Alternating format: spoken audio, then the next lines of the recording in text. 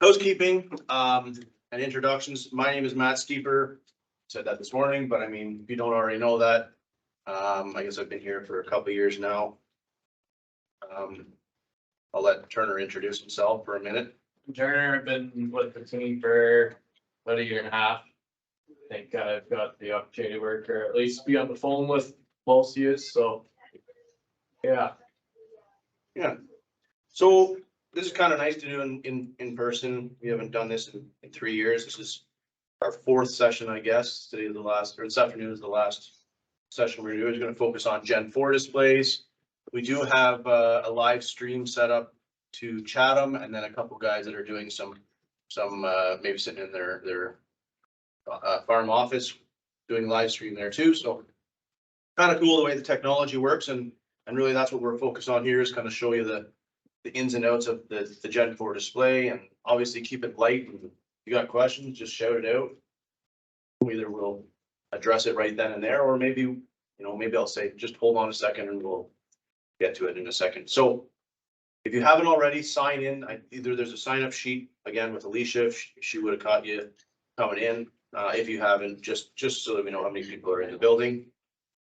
The session is being recorded, so if you guys are interested in listening to me speak again, I don't know why you would, but you can. What we can you just request it. We'll send you the YouTube link for that. Coffee, cookies are back. Water's in the fridge. If you're interested, there's lots of sandwiches. Please get some more sandwiches in you. We will have a break. I don't know what time. We'll aim for 2:30. It might be 3 o'clock. The goal here is to be done at 4 o'clock. If we go overtime, we're here till 5. So whatever. And washrooms, 2 doors down there on the technician washroom. Alicia's actually got some nice signs up there.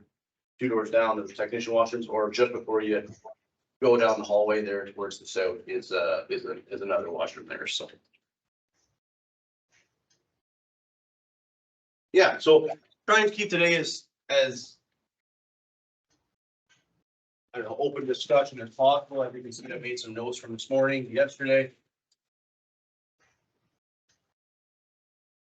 Some of us drove from far and wide. So I want to make sure that you guys are getting your questions answered. If you came here for a specific, scenario that you experienced last fall, or you remember it, I just want to write it down, and it kind of keeps us on track, and we can kind of go through that. So I'm handing it over to you guys. What do you guys come here to learn? Why are you here? Why do you guys come here?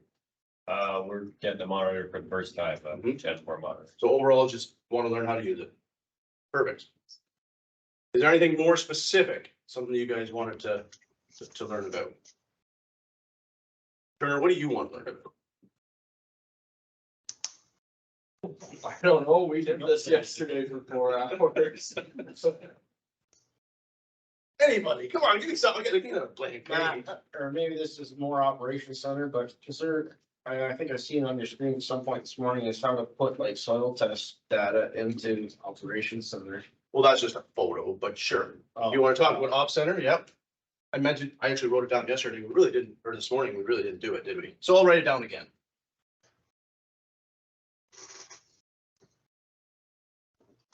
That might be more of a one-on-one thing if you want to dive deeper into that, but for sure, we will talk about it. Anything else? What else are you guys here for? Let's get as many or as few pages while you're planting as possible. So you want to optimize your run page layout, right? Yeah. Layout manager.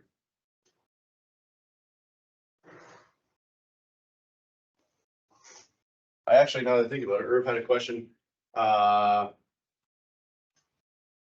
Missing coverage maps, right? So if you spray half your farm, you come back 3 days later to finish up the field, and that map is gone. We'll go through that. So what do they call that, Turner? Work history. You can actually find that in Gen4, but I don't, when I lose it in Gen3 or in 2630, I never really. Yeah, 2630s. We're not even on the same round. 26. We're talking 5 years newer software, right? 2630, they're 2017 still. That's 6 years now. So we talked this morning about boundary and use the boundary infill and setting up a, Auto track. An You want auto auto track from the boundary? Yeah, boundary. boundary fill. New guidance solution called boundary fill.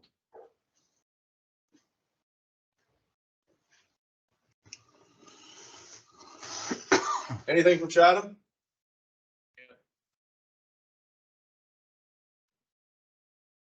I think we're good here, Matt, and yeah, we'll add in, if you got any questions. Okay, we will get rolling. So all we're doing today is going over a simulator, right? So it's all accessible to you guys. If you go to your browser, you type in displaysimulator.deere.com, you can see it in the web address there. And Turner's already got it running. But you can select combine, you can select tractor, sprayer, kind of simulate the controllers that you have turned on your setup, whatever, right? So you're more than welcome to do this at home and kind of click around on your own on screen if you wanted. So we turn the tractor on for the first time. You know, this might be a page that we would see. It says warning, automatic guidance system detected. This is a good thing. This means that the display is communicating to the steering controller. All we have to do is acknowledge, yep, I understand that I'm not going to engage auto track on the road, blah, blah, blah, blah, blah. That's all it is. Done. Except What speed is auto track cut out on the road? Cause it's different in specific machines, and don't quote me on it, but I would say, I think sprayers, it's like 18 and the booms have to be unfolded to even go that speed. I don't know. There's a whole list of stuff, but I'll say 15 to 18 mile an hour. I don't think it can go much faster than this.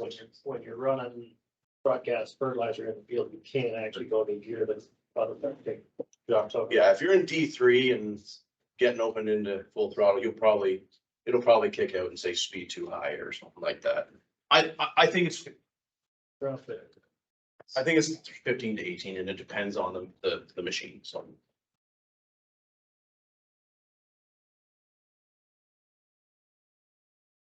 Okay, not something you're gonna see too often, but the new Gen4s do have the operator's manual built into the operating system. So you can take a picture of the QR code and it pulls up on your web app. Or you can actually access it in there's a help document, right? So you'll notice, let's hit OK here for a second, Turner. You'll see there's a little I, so that's gonna be your information, or there's that setup arrow with the dot. So that's like advanced settings or yeah, it's advanced settings is what it is. Setup, right? Those buttons there. Okay, so here's our Gen4. Should look at least somewhat familiar to us, right? Same old guidance screen that we would have seen on our 2630. Buttons are in different places, so we'll talk about kind of overview of how to navigate the screen.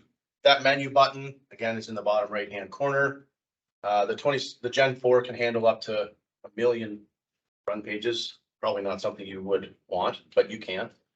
And we'll address kind of optimizing your run pages and kind of the sequences or controllers that you want to see.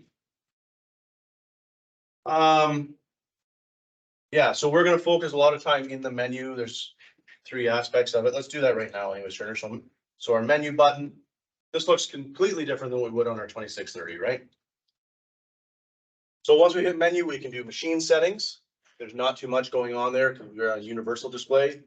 We've got applications. This is going to be your GS3 functionality if you're familiar with 2630, right? So this is your auto track and mapping stuff. And system is going to be more like our message center or the diagnostics, display settings, you know, where we would export information to and from the display. So that's kind of the quick and dirty navigation aspect of the screen. So main menu, these 3 tabs will get you everywhere in the screen. Obviously with the layout manager, you can kind of customize what you want on different parts of the page, but if that wasn't the case, that's set. So we're going to exit right back out of this. We're going to go back to our main run page from the factory. This is what it's going to look like. This is a 4640 universal. So universal meaning that it's like the 2630 replacement. I can take it out of the tractor. I can move it to the combine, I can put it in the sprayer or whatever. The 4600 is going to be not universal, like it's integrated into the machine. And then there's just a couple differences as way, like, if we do some of our advanced technologies like section control or row sense, or maybe we want to do turn automation or implement guidance. In the universal world for the Gen4, it's a subscription model. So if you wanted to do turn automation with a 4640, you would pay on an annual basis. If it's an integrated screen, like a 4600, it would be a one-time purchase. So just be aware of that. Okay. More about navigation of the screen, right? So we've got, I don't know how many home pages we have. We've got our right and left arrows in order to navigate from page 1 to page 2. Whatnot. It is obviously touchscreen, that's not new, but it's kind of like the iPad. So if you wanted to, you could actually swipe the screen to go from page 1 to page 2. Or if you have multiple screens and instead of hitting 1, 2, 3, 4, oh, I went too far back 2 pages. In the top left, you can kind of click in that area. And you can see that we actually have 5 run pages in our display currently. So if I wanted to look at the air seeder or I wanted to look at our tillage, there's our regular guidance. I can just quickly navigate to the screen that way. If you want to take a screenshot for whatever reason, you could just press and hold up there for, I don't know what it is, 5 seconds. It blinks, we'll save it to the hard drive on the screen. You can export that to USB. You got your time, you got your receiver accuracy. You can click on that. These are kind of hot buttons. So if you wanted to go directly into the receiver to calibrate it, you could. Not going to do that. Click on that button again. Maybe you guys are interested in wireless data transfer, right? So moving those maps from the display to Op Center, you can access kind of your connectivity there. What else have we got in here, Turner? Anything else that's cool? Remote display access, right? So if you guys are in the field and needing a support question, we can call the tractor, see what you guys are actually seeing and kind of support via phone that way. MTG, you'll hear this referred to as a modem kind of going forward in John Deere land. But just think of it as the cell phone in the tractor, right? So it's got a cell signal and that's what's actually allowing that connection between the display and Op Center storage, time and date. Okay. Across the bottom, this is what we call our shortcut bar, right? Again, these are very customizable. You don't have to have any of these, or you can have all of these. You do have to have the menu. Menu doesn't move. Can't move that. But maybe you didn't want quick line in there. It's a tab that I never use, and I probably recommend getting rid of it because it's gets you auto tracking, but there's no save functionality. You can't use it on next pass. It's more of a, I'm in the cultivator tractor and I just want to work on a angle by myself, and you just go to town and do that. But Quick line. pardon? It's a fast, quick line and get Yeah. in it, right? Yeah. Not one that you're gonna record or anything. So I recommend getting rid of quick line and maybe you would want a calculator or something like that. I don't know. There's lots of different instances. But you can customize it. That's the takeaway from that. So again, across the bar, you've got your work setup. Okay. This is kind of like that GS3 wizard that you have. It kind of brings it all into one page. So if you click on your work setup tab, we will spend a bunch of time in here. But this is where we're going to go, maybe select our client farm and field structure. There's a nice boundary in there. We'll talk about boundary track. That was a question that came up. Cancel there. We'll talk about our tractor and implement, dimensions, offsets. And then our work summary, right? So the planter knows it's a planter. You can't tell it that it's not seeding, but you can tell it the crop that you're planting or the rate that you want to have applied. Yeah. Cover this, your swap track, we always go around the same way around the field. Those tracks have to be in alphabetical order as you go to swap to the next one, or is there any way around that? I think it's an order of creation. I don't think it's alphabetical. It's alphabetical? I don't know. Could be, sure. So when we set up the field and we wanna go do your headlands all the way I'll around, show you a trick. Yeah. Way better than. Okay. Swap track is good. But if we generate a boundary from a coverage map, then we can actually auto track from that boundary. It makes having to manage that AB curve or whatever a lot easier. so. I'm following the lines from the other machine. That's the work. Or do you still have to So but you're talking about auto path now, right? auto track it? Okay, so Kyle makes the lines with strip to it. Yep. Then he downloads it into my machine. Yep. Is that, will I follow that? But when I go to swap track, I think it has to be off the board, otherwise if you have to lead through them all the time, How many potentially have? then we can. I know what you're saying. Like if you're going around a really odd shaped field and you want to auto track the whole thing, or auto steer, sorry, not auto track, auto steer. No, auto track is the right term. So I want to follow his track, right? Is there an easier way to do it rather than swap track? Well, when you go to set track, if you weren't doing swap track, you're doing set track, you can see that list. And I think it had like there's a let's just try it for 1 second. See how there's a filter, it's sorted by nearest? Yeah. So I think it's the closest from. So day Oh, It okay. sort of depends by sort by, and I don't know how the swap track does it, but If you went track name though, you could do it alphabetically. You could. I would think, you right? could do it I'll all. go around the same way, right? Yeah. If you're on the other way, you're backwards. Correct. The Gen 4. So. There's a couple of different ways we can do auto track, specifically with the headlamp, right? That's sort of where the struggle comes from. So if we. Let's say with the strip tiller, if we make that boundary, yeah, you can manage them with AB lines. Or AB curves or whatever, right? They can be named, right? So east headland or A east headland, B north headland, C west headland. I've never actually heard that feedback before, so. Yeah, the swap track, if you have multiple guidance lines associated with that field, you just hit this button. You're telling me it goes alphabetically. I can't tell you otherwise. It very well could be. If you hit set track though, there's that filter by date, name, and distance. Maybe worth a try changing that. The other thing which we'll dive into is boundary track, which is exclusive to current software Gen 4s. Where we have a pink boundary of the farm and it'll actually draw our offset away from the boundary. Works awesome. And then sort of take it one step further. Potentially you would have an implement receiver on that toolbar and you could actually take those guidance lines, put them into Operations Center and use a function called auto path, and it'll actually know where those strips are, and you put that into the planter.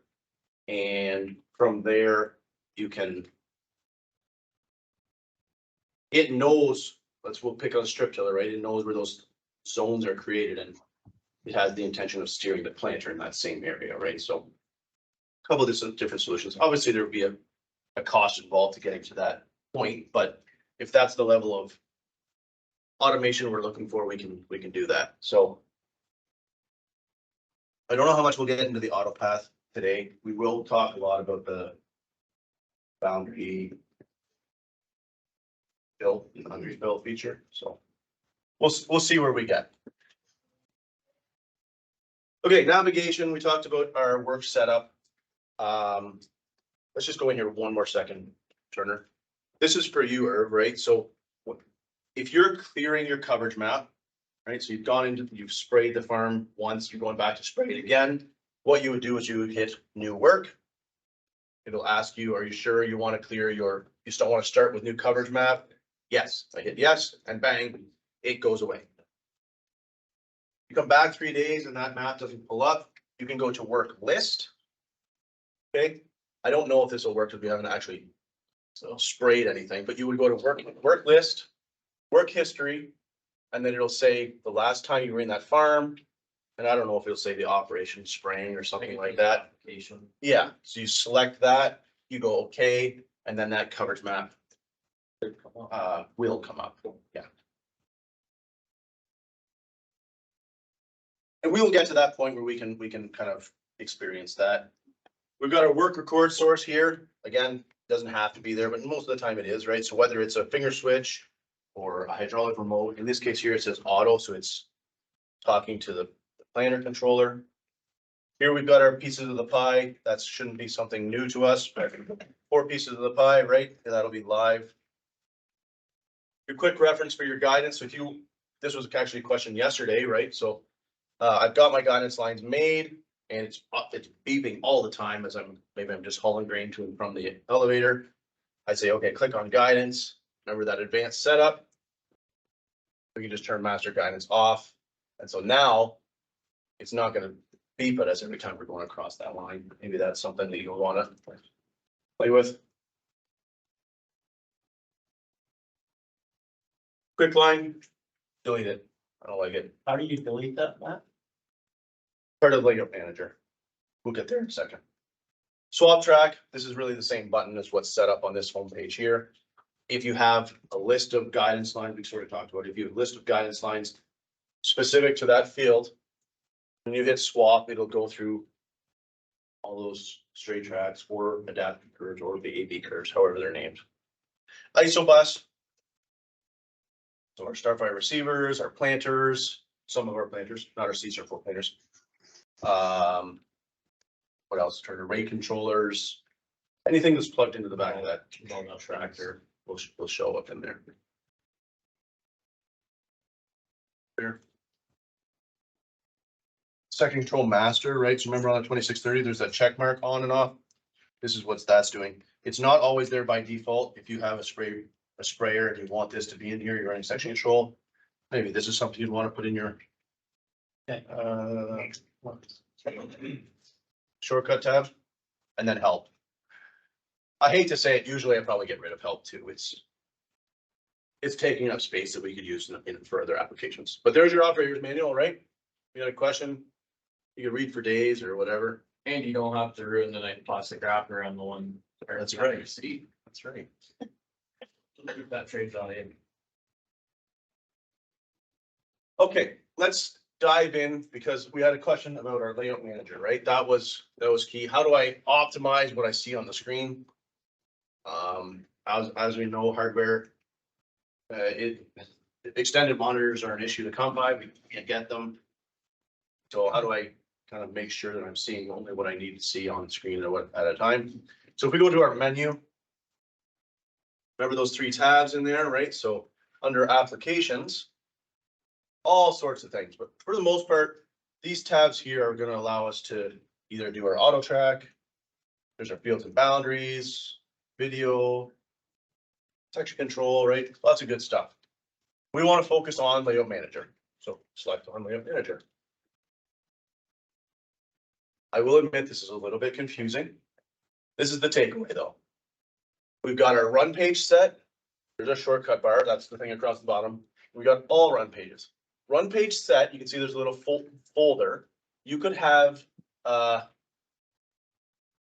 pages specific to your planter, and then you use this display in the combine, and all you do is you change your run page set to the combine pages. Not going to get into how to do that because it does take too long. What I am going to show you though is how we can edit what we have currently running our run pages. So if we click on the little pencil, that's our edit button, right? We're editing, that's what this is, the run pages. We got our 5 run pages in this list. I think I remembered what we did from yesterday because we had 8 in there, right? So if you had other run pages that you wanted in here, we could actually go include additional run pages. Nope, we don't. They're all assigned in here. So we have, if we had other run pages that were not in our run page set, we could go here. It would say this one is unused. You'd select it. Bang, there it is. In this case here, let's make some edits to, like right now it's looking for an air seeder. I don't think we have air seeder configured. So let's click on air seeder. And we're gonna click that pencil button, so we're gonna make edits to this front page. Unless we were running section control, it's probably not a whole lot of useful information, right? So it's live. Press and slide module to move an open area. Here, turners, click the big area. Let's just hit remove. Blank. Now it's gone, right? Get rid of our section control. That's pretty big. Actually, you know what? I want this work data moved over here so I can click and drag it. I want my coverage map over there too, Turner. Right, so it's all customizable. These are different size tiles, so I can take just the single tile and I can move it over there. Obviously, if it's done, it takes up that screen real estate that we can't put something else there. So I've cleaned up what I want. This is good. I want to add another module for that area. Maybe I want to see my field totals. So we scroll down to the bottom. Not work monitor. This is like our performance monitor, our 2630. This work totals is, you can see there's a little picture of a field. This is our field specific information. So field totals. It might not let us do it because it's too big. So I want this one. Will it work? It would have a red X. It would have a red X through there if it didn't work. So we're going to select this, add, and there it's pulled up our work information. So it's a total area work, seeds applied, productivity, whatever, right? Now all that space is filled, so I can't drag and move it anywhere, but that's where it sits. So at this point, I would hit, I want to rename it actually too. It's not our air seeder anymore. This is our totals page.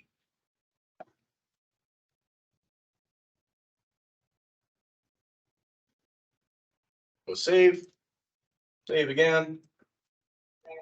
Hit the X there, Turner. Go back to our run page. And as you can see, what used to be our air seeder page is now called total. So I can click on that button and bang, we have our optimized layout manager. Every situation could be a little bit different depending on what you want to see, right? If you have a rate controller or a planner, you might want to see different information. And as you scroll through the different tabs, there will be different levels of information available per square, right? So, and a lot of these are live too, right? So we got countered. These are actually all three of these are the same, right? We're all looking at acres. It's actually the same one as the total acres up here too. This one right here, yep. So let's say I want productivity. So change reading, work monitor, or speed. Maybe I want to see speed. So we'll go speed on this one. And this one here, so average speed. Oh, I don't want average speed, I want current speed. Instant speed. Yeah, there it is. Here I want productivity, sure. Acres per hour. And there I want your distance. Yeah, let's do distance, sure. Okay, so as we're working through the field, this is going to be live updated. Just remember that this is our field totals. This is not field totals. This would be a running average. You would have to, it's like your odometer in your car, right? Have to reset it if you want it to go.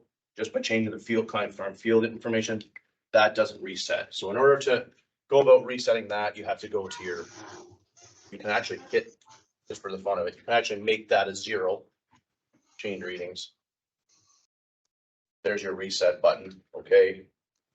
And now you press this and it'll reset those two numbers.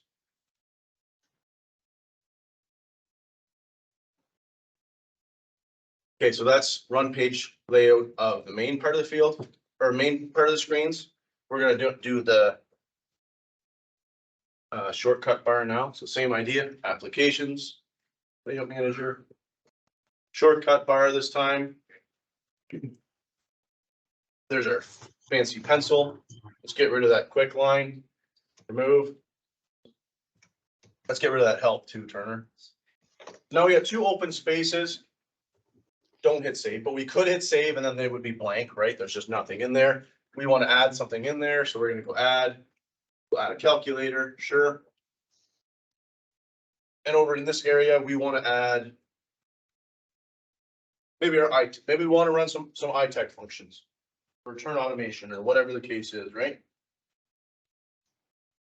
So you can customize what is gonna be there. So, and depending on, no matter what screen we have pulled up on here, that shortcut bar is always gonna be live. Save. And that's it. So now you can see the calculator turner can change the pages. And that toolbar is not gonna.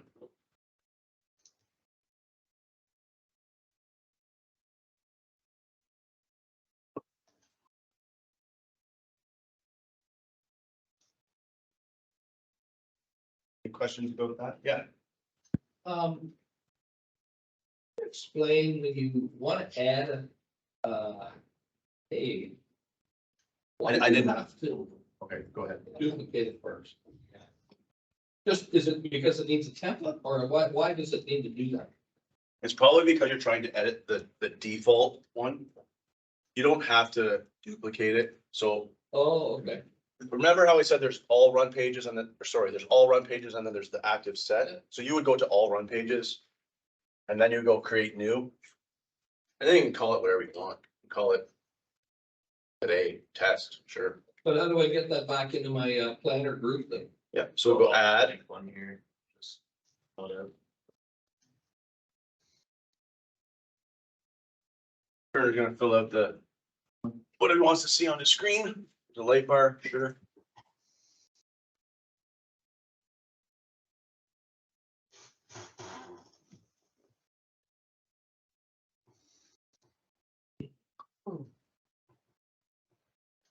There's something. Yeah, so there's something, there's our test run page, right? So he goes saves. Now, just for the fun of it, let's hit the X. So we made a new guidance page, hit the X, Turner, hit the X. Scroll through there. Is it gonna show up in there? There's no test, right? We didn't add it to our active one. We made a new run page. We didn't make it active. So let's go back to our layout manager, right? So now we have all of our run page. There's test. See how it says unused? It's not part of that. So we're gonna go X, or sorry, go back to run page. At this point, we would go hit the little plus button because we want to add to include additional run pages. There's our test. Go okay. Yeah, we usually call it are we changing the name? It was empty. Okay, we'll save. Well, you made, so I guess what we did here is we made a different run page set. So one would be active. This one has the new one. Yeah, hit the trash there. Maybe we have to hit the pencil there and include in additional run pages there. There it is. Yeah, so you don't have to duplicate. You don't have to duplicate it. You can add your custom one there. Oh, so you make it, so I should make it before I add it? Yeah, Okay, I Yeah. think it's doing the other. it's just, you're probably not getting to this button here. That's, I think all it is. Make it down here. Make it down here, create new, and then add it to the run page with the pencil. You change the order, like scroll. Yeah. Oh, Right there it is. On it.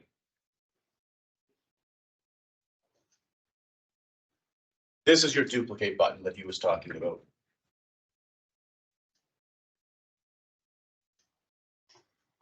So now we have 6 run pages, so it'll include that test that we made.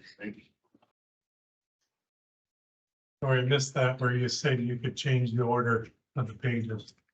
Yeah.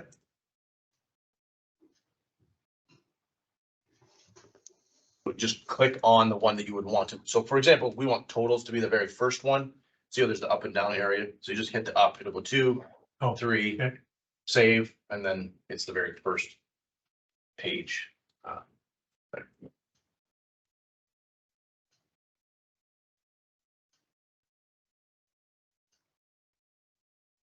Good questions, guys. It's not easy. You have to put buttons to figure it out. Yeah. I know it's easy for me to stand up here and say, just do it that way, but it's not. When you're in the cab, you do have to fight with it. With the Gen 4, the cool thing is though, if you kind of get one screen set up the way you like it, maybe you got a new tractor or you get another screen and you want to duplicate those run pages, you can actually take your USB and just copy the layout manager. You're actually copying what you've saved here, so totals or test or whatever. Your USB, you take to the next one and actually just import that layout page too. So that's kind of slick.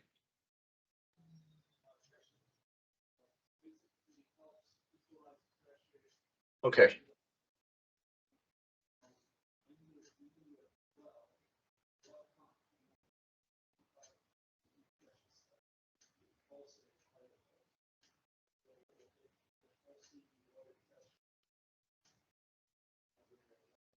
Did display navigation, layout manager. Okay, so setup. We're gonna talk about setting up the screen, differences between it, the Gen 4 and the 2630. So again, how I said this is the work setup button. It can be removed out of there. I would say if it's not, put it there because it's kind of it's the second most pressed button after your menu button, right? That setup. We're not going to access it this way though, too. Remember, there's another way we can access it. So if we click this button, it pulls up our client farm field, right? Everything we need to enter. We're going to hit OK. This is work setup. So menu, applications, scroll to the bottom. Work setup. Okay, that is the exact same page. Client farm and field, right? As far as location, that's nothing new other than I'll say spend the time and make sure that if you have a multiple display fleet that you're keeping them the same. The idea that you can export that information, load it, and keep it simple. When you're going from field to field, I do recommend actually changing that client farm field structure. And you can save your guidance line and the next time you go back to it, it's there. Or you could save that boundary and the next time it's there so you can have that boom shut off or whatever the case is. So we're gonna hit X. In this case here, our South 40 farm does have a boundary, so we'll talk about how we can use that. In the Gen 4, it's a lot more forgiving to have a boundary than it is in the 2630 world. We'll talk about that in a second too. Okay, our equipment, right? So we got our tractor and our planter. That planter is smart enough to know that it's a planter. You can't tell it that it's a sprayer. So it automatically will populate here. But we can go in and verify a tractor, right? So if we're running things like section control, very critical is our dimensions, measurement from the receiver to where that seed corn is being dropped. So profile tractor, row crop tractor, great. GPS offsets. 99% of the time it's going to be set to 0. What if we buy a brand new 8R370 tractor with the integrated receiver? Do you have to put that offset in there? No. No, it's built into the software. It knows, keep this at 0. It knows that receiver is offset. It's integrated receiver. I think actually now with new software, they've graded out, so it's not even an option, but just so you know. Inline GPS offset, let's click on this Turner. I think it shows us the pictures, right? So inline GPS offset, you can see 2. So from receiver to fixed axle. And our number 3 dimension is receiver height. Take the time, measure those. Okay, so we're gonna go okay. Now we have our connection offset. So depending on whether we're drawbar or 3-point, 2-point, whatever the connection is, right? So there's could be different dimensions in there. We're measuring from that point of connection to the implement. In this case here, we'll just stick to simple drawbar. It keeps things simple, so we can click on that. Well, that's just the offset and make your difference, right? Distance. So from the axle to where your connection point is. Roll down. I think. Oh, it's on the neck. It's on the implement side where you select the type. Okay, that's saved. Not something you have to get into too often, as usually they're integrated into the machine, right? But just to be aware. So we're gonna go okay. In our planter, so that connection type, obviously if it was a 3-point or a drawbar, you want to make sure those distances are the same. Selected. We've got our working width. It's a number of rows. This display is being told from the planter controller that it has 31 rows. at 15 inches. Not really something you can change. Dimensions, we've got lateral offset and center of rotation. Okay. Let's click on that for a second, Turner. Ready? So again, it's showing you how to measure them. Most of the time, that's going to be center. Kind of came up this morning. If we had a 1590 box drill and we're planting on 15 inches, right? Those gains are physically offset. Just like you would if you were doing it without guidance, you're going to extend one marker and retract the other. We would have to put an offset, a lateral offset, to compensate for that physical change. And then the D dimension is your center of rotation. So same idea from that connection point to that fixed axle. There's a picture of it, to the fixed axle, right? So there's your implement axle. Enter that dimension in. We're gonna go okay. Okay, work point. For those of you that were here this morning, we talked about that A and that V dimension on the implement. This is what we're talking about in the Gen4. So they've kind of combined them. So it's measuring from that connection point to the working point of the machine. So let's click on that, Turner. Again, it'll give us that dimension. So inline distance from the connection point to where the operation occurs, to where the spray is being applied, or to where the seed is in the trench. If it's 15 feet, great. If it's not, we want to make sure that that's accurate. If it's not, we could get into issue of section control. You're going to proceed. If it's actually 21 feet and you have it set to 15, I guarantee you're going to have a 6 foot gap or over. At least 6 feet. So get out, measure what it is. Shouldn't be something you have to change too often, but just verify. Below that, we have mechanical delays. This is tied again directly to the planter, controller. Should be a constant, is a constant. Unless it's an air seeder and you're different volumes, but I'm not getting into that. On a planter and air and a sprayer, these are constant numbers. So if we click on mechanical delay, you can think of this as the time that it takes for that section valve to open up, pressure to build, and actually allow the correct amount of volume to be flowing out of those tips, or from the time that seed meter stops turning to the time that last seed falls off the disc down the trench and into the trench. So on a sprayer, on a traditional sprayer, on a traditional C2 planter, your on time is going to be maybe 0.3. Your on time is going to be maybe 0.6 or 0.7. Those are just starting numbers. The awesome part about the Gen4 is it takes the guesswork out of figuring out what these numbers need to be after we've validated that our dimensions are right, is we have performance tuning. So if you have any questions, I'm getting a skip, or I'm too far into I have too much overlap. Performance tuning does it automatically. It recalculates those on-off times automatically, so we don't have to guess like the 2630 world. Right, so it's just showing you the difference between a skip and an overlap. We'll go next. So this is the I don't know, do we want to do this right now? Here.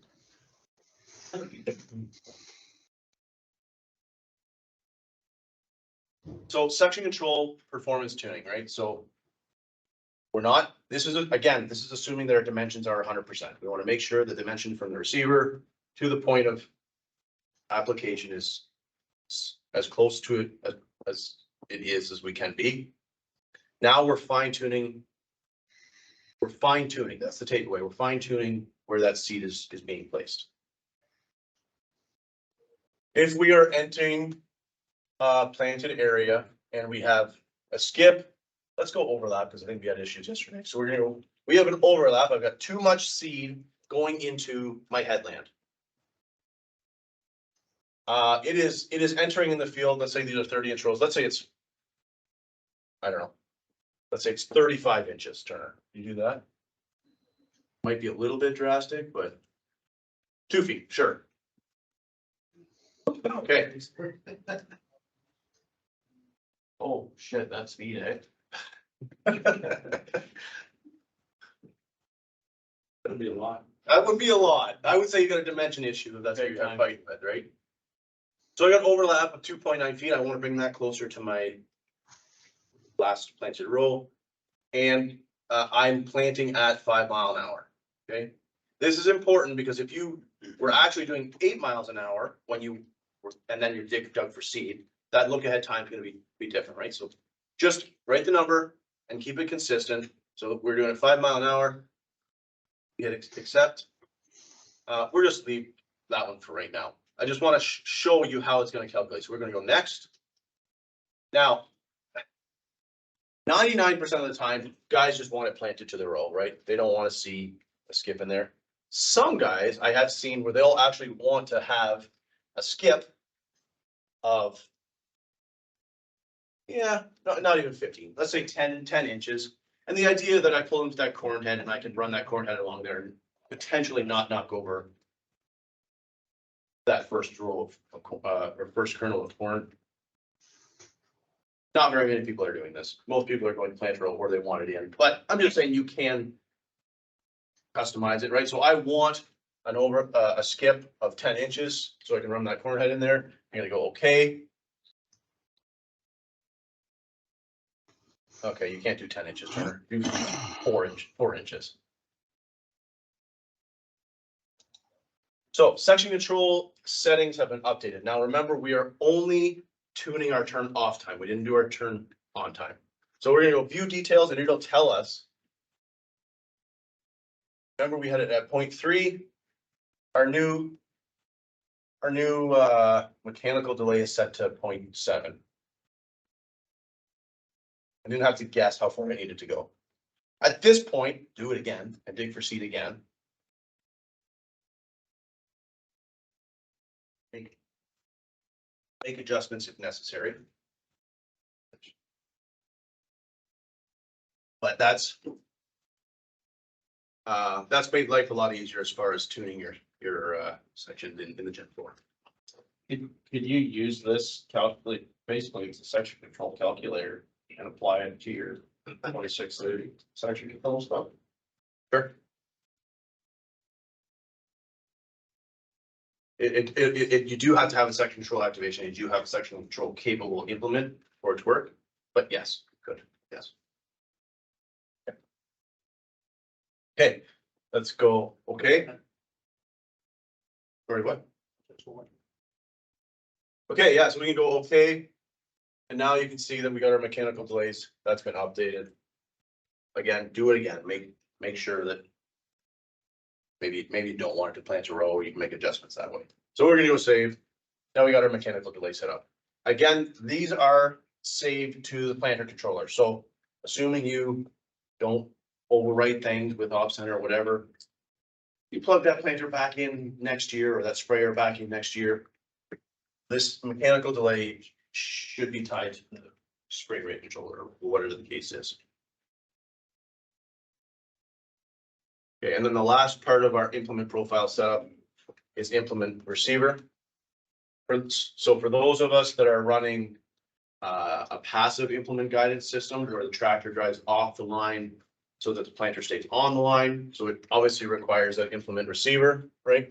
This is asking us just to get those measurements. Is it directly in the center of the machine or sorry, is it directly in the center of the machine, or how high is it located with the row units in the down position? So, and then it'll populate as far as the serial number in there. So that's that.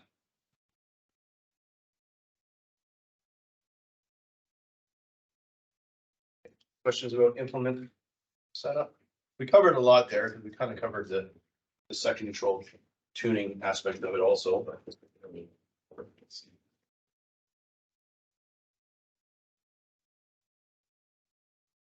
No questions? Let's go save. If you, let's say you had your Seed Star 2 planter and you also had a ground drive liquid starter pump on here, and you wanted to map that pass through the field. Also, you can go add operation. You know, your product application. Liquid. Okay, so now you can add that level. We go okay, and now we've got our corn seed and product application. The difference is here is this is gonna be a target rate, not an as applied rate, whereas the planter would be a as applied rate that's being mapped. So in our liquid application, single product name, starter, whatever. Sure. Select your rate, plug in on. We go X, same idea with our corn. Now, you'll notice if you guys, we talked about it in the 2630, the Gen4 doesn't care if you put a variety in here or not. You could plant corn and it'll still map, still do section control. It doesn't care. It's much less picky when it comes to the setup of it. That being said, I mean, I highly recommend spend the 2 minutes, take the tag off the bag and just enter it in, right? So select your corn variety. If you have a CCS tank, right, it's one's going to provide the left, one's going to provide the right. You can go dual and provide the varieties accordingly. Add your varieties.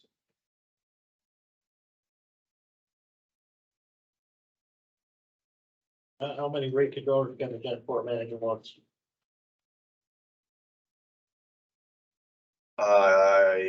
Six, I think.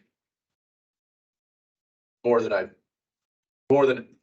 anyone would ever need. Or I hope if you're putting 6 rate controllers on there, you're doing some crazy stuff. So More than anything you want. I think 6. No, just take, for instance, as an example, you take your, Yep. let's say you take your planter. Okay, you pull a cart with two Oh, fertilizer, dry fertilizer okay. behind it, and then you put liquid on it. Okay, so now you're looking at 4 different controls. I have a planter, I'm not gonna name names, that has 5 different applications going on at once.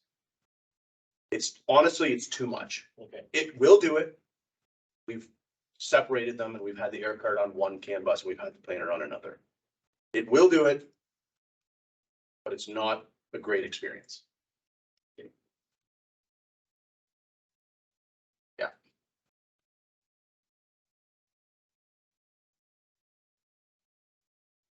Okay, so we've got our varieties in there. If you were doing a prescription, an RX, you're changing it from controller rate, so just your base population of 33,000, 34,000.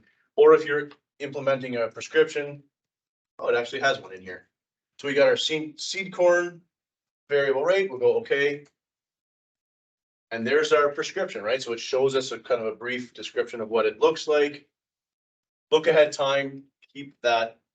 I recommend keeping this as low as possible. That's fine. What it is if you're going from zone A to zone B, and I've seen it where you guys will put it at 1 second, they want it to look ahead for, well, it just, trust me, it doesn't work. Keep it low. Hydraulic drive, electric drive are very responsive to responding to rate change. So keep that low. Multiplier, where this would come into play, for example, let's pick on soybeans. I'm planting soybeans and my original variety I was gonna be putting in here. I would say this. Maybe I was gonna plant them on 30 inches. So typically, soybeans on 30 inches. Typically, your rates are gonna be a little bit lower in that constituent. I've actually decided I'm gonna plant this in 15s, but I can still use the same script. Well, if you're planting them on 15s, and don't quote me on the number, but let's say it's gonna be 25% higher. So these are the rates that was generated from the script. If I go prescription multiplier of 125%, 912%. So now you can see that it's bumped my seeding rate, what was originally the low rate of 28,000 to 35, what was originally the high rate of 34,000 to 42,500.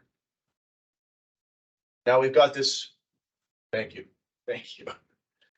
We've got this no GPS. You can see how it's dashed and same with the other one. What we want is, so if it for some reason loses GPS, you still have speed, you can still plant. It'll just maintain either the previous rate or you can set a target. just leave that and maintain rate probably, right? Just put check mark in then, maintain previous rate, or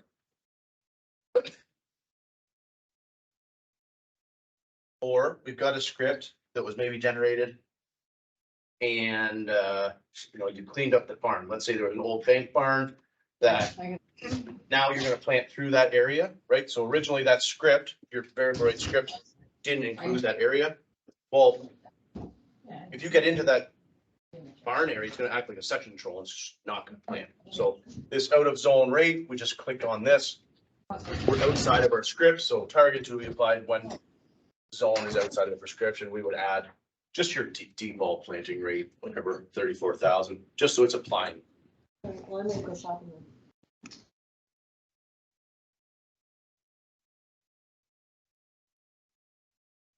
This multiple zone rate selection, what this means, if you look at, let's look at this area, right? I don't know for a fact what these rates are. Let's say we're going this direction and half the planters in the green and half the planters in the red. This green is the higher rate. I could have 2 feet of that planter in the green area and the rest of the 38 feet in the red. And it is going to pick the highest rate across that section to apply. Or you can change it to the lowest, or I don't know what the other options are, but. Okay. Let's go save.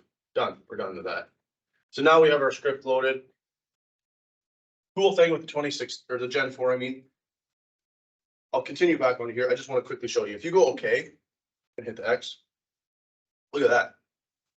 We got our background map automatically set, so you can anticipate when you're going into these zones.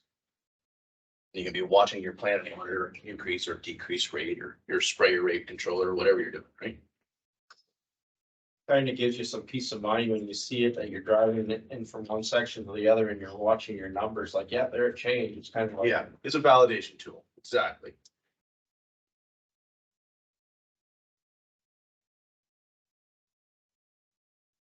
Okay. Let's go back to the setup tab for a second, because that's where we were. So we've done work summary.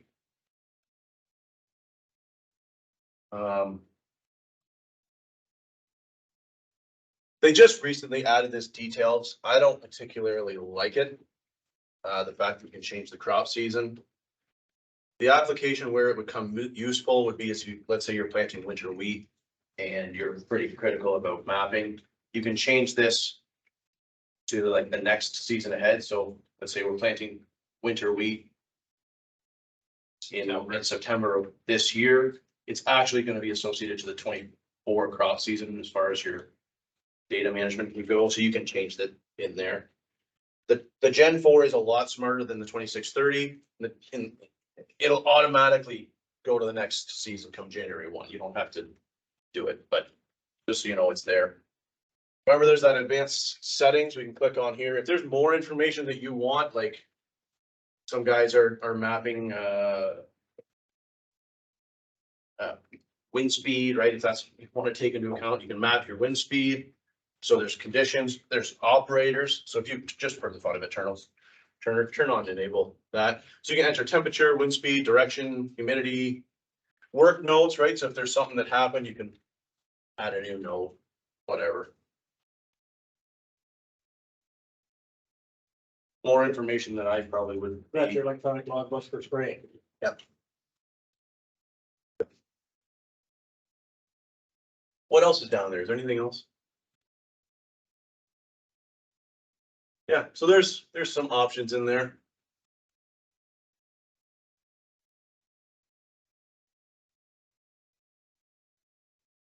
Okay. That's our work setups. Assuming all that's done, you know, we've got the right dimensions in our machine. We've kind of done our fine tuning for our section control. We've set up our crops or our varieties, and we've implemented a seeding script. From there, we're ready to go, right? So we're at that point now. We pulled into the field, and let's begin planting.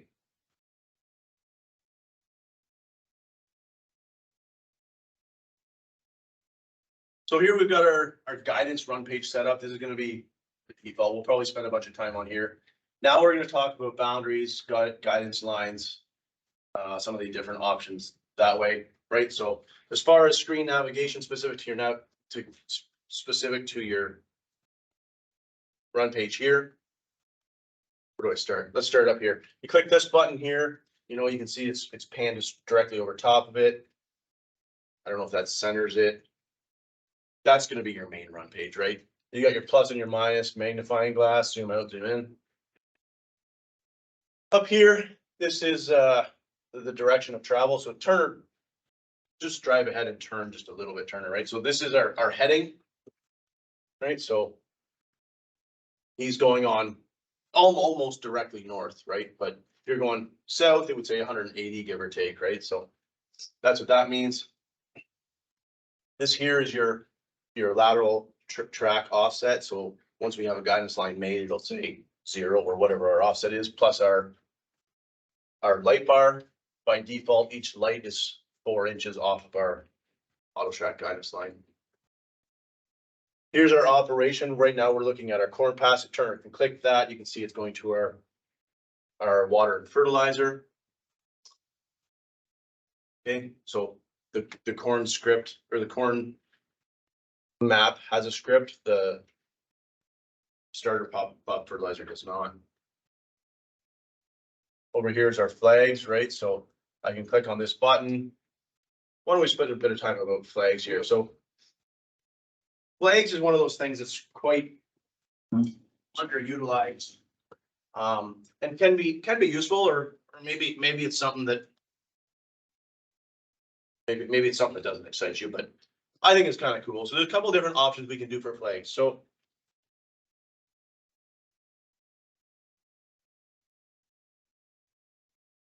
sorry. So we can have up to 5 different pre-programmed button flags. We're going to go through, we're going to program at least 3 of them and show you the different options. So first of all, Turner's going to select button number 1. We'll do a rock. Okay. And you can go, okay. Now you got the different option. What do you want rock to be? We've got area, line, and point. Rock's probably just a point. So we're going to go save. On our second button. Oh, that too. So he drops that point and there's our flag, right? So it's taken the point of where the receiver is setting, it's dropped that flag. Second button, we're gonna go in an area. Let's say there's a weedy patch. Okay, and instead of just that single point, it's gonna be the width of our pass of our planter, our sprayer boom. It's kind of like recording, so it's recording the area. See, it's got the dashed lines in that area. You would hit the stop button, right? So there's our weedy patch. Or there's another option is a line. So I'm going to get Turner to call it a tile.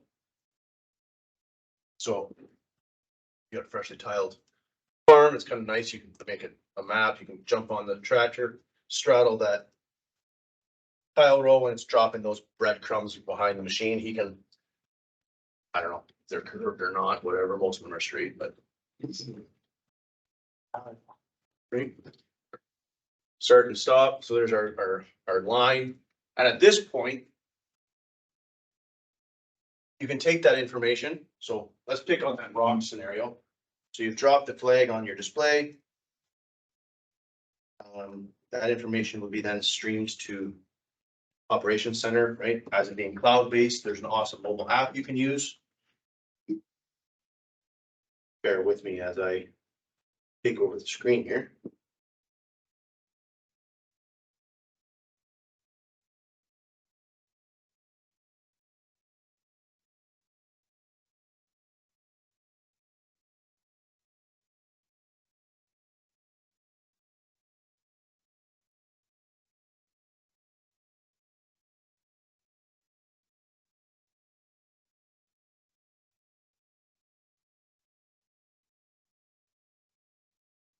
Okay, so here's my phone, right? So I'm going to open up the Op Center app. It's right here. A whole bunch of stuff in here. So here's our Op Center app.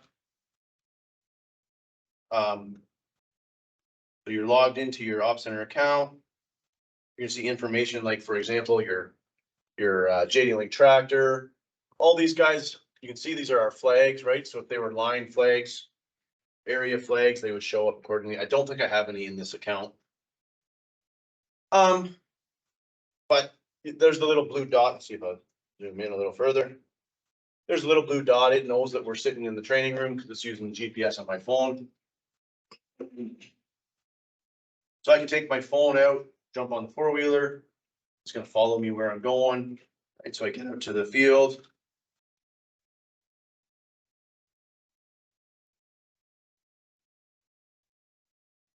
I can get out to the field and I've dropped that point. There's a little bit more information here. I think this flag was generated on a phone, but you can always add to or edit, right? So in here, we've got May 31st. So it's just listing some of the different stuff that would be associated to it, whatever. There's photos associated to. So we actually sent a drone up and you can see the different tillage zones and maybe how they're defined, right? Whatever, there's lots of information. If you guys are doing soil sampling, I've labeled this one soil sample, right, for the Exeter plot. This is in the strip till trial, so you can, again, take pictures of it. Or what I've actually done is I've actually taken the PDF copy of the A&L lab reports for that pin. And I know the screen's quite fuzzy. Let's see if I can zoom in. There it is. Right, so I don't know what soil sample number it is, 5 or 6. Your organic matters, whatever information you wanted to associate to that pin, you can, right? Kind of cool. Can you draw pins in the phone app? Yeah, Right there? let's do it right now. Can you draw lines and can you do boundaries? No.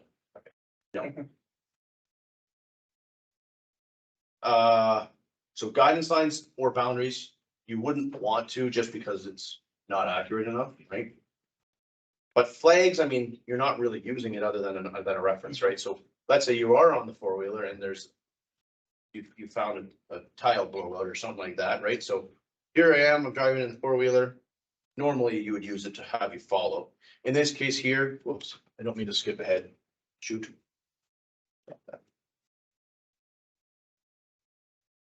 Okay, so it's following us on the four-wheeler. We get out to the back of the farm.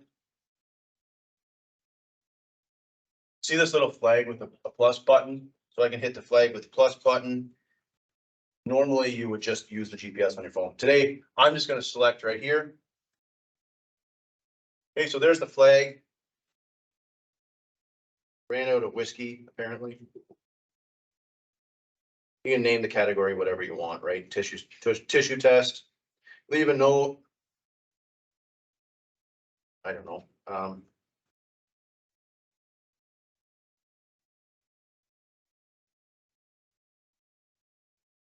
But maybe you've got an issue with, I'm not agronomist. Maybe you're seeing some purpling or there's some stress going on in the plant, right? So you can add your note, purple in the leaves. There you go. You can attach your photo, take your photo of your tissue test, use that photo, send this to your agronomist, whatever, right? So there's a whole bunch of different stuff. So you've sent it to the agronomist, you can save it, delete it, whatever you want, right? Save. Or archive, right? So it's gone there. So that's some of the integration with flags between Ops Center, how that can be used and your display. Yep. So your plant variety map goes over to the combine map through Ops Center, right? Well, you have to send a variety locator map from Ops Center. Yes, Yes. yes. So can you map an area with the planner and send that to the combine as well? You could use the flag, yeah. The flag will show up in your combine map, or do you have to overlay it?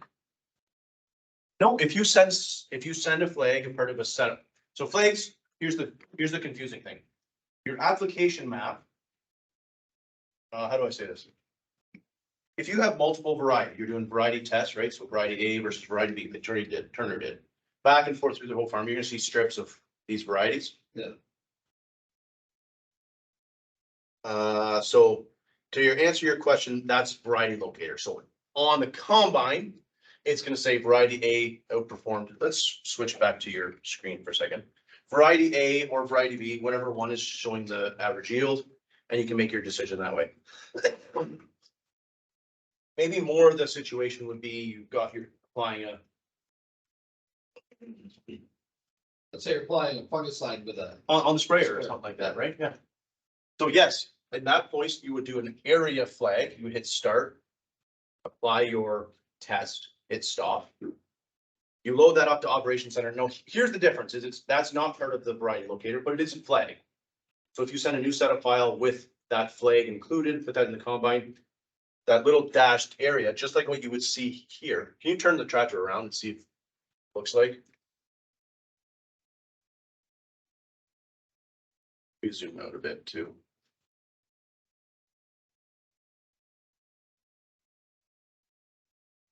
Apparently we dropped a lot of flags here, but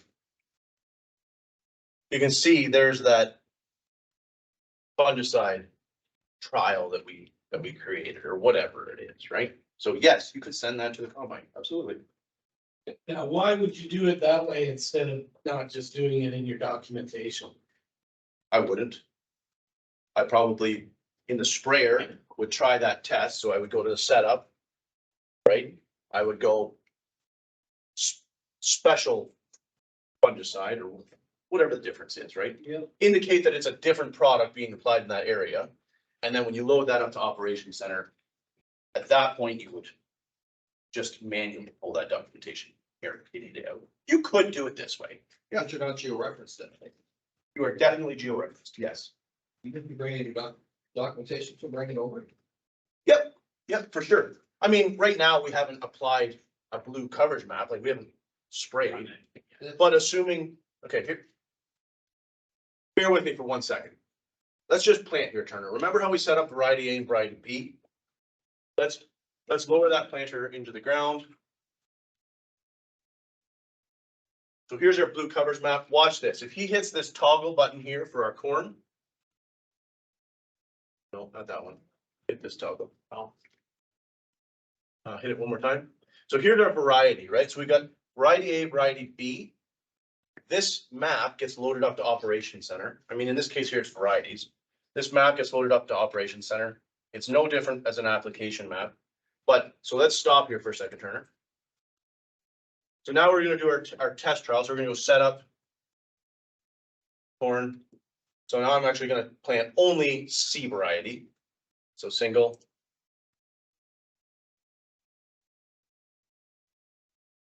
Okay. Hit the X. So I've taken the old seed out, put the new seed in, new fertilizer in, whatever. Now I begin to plant again. And geo-referenced is that new. But it doesn't matter that it's seed, it could be fertilizer, it could be fungicide. Whatever you tell the display, it's mapped. This information goes up to Op Center and you can make your area checks from there, right? Does that make sense? Yep.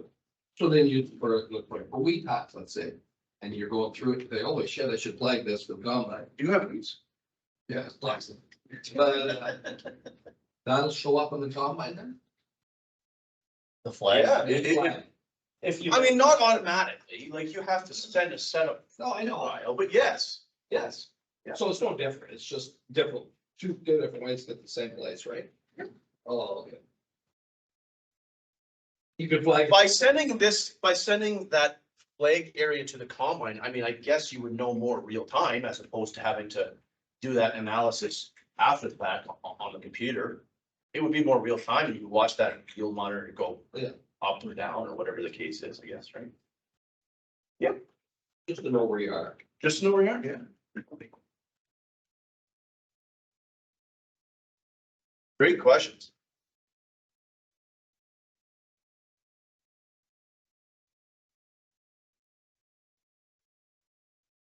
Okay. I think that's pretty good for mapping. Let's do, what time do we need to take a break? Yeah, just start to think about. Yeah, before we get into guidance, why don't we take a 10-minute break. At 2:30, we'll reconvene. We'll talk about boundary fill. We'll talk about adaptive curve and maybe some automation tools that we can use in the Gen4. So Yeah, 2:30, go for the washroom, have another coffee or whatever, we'll catch up. Look,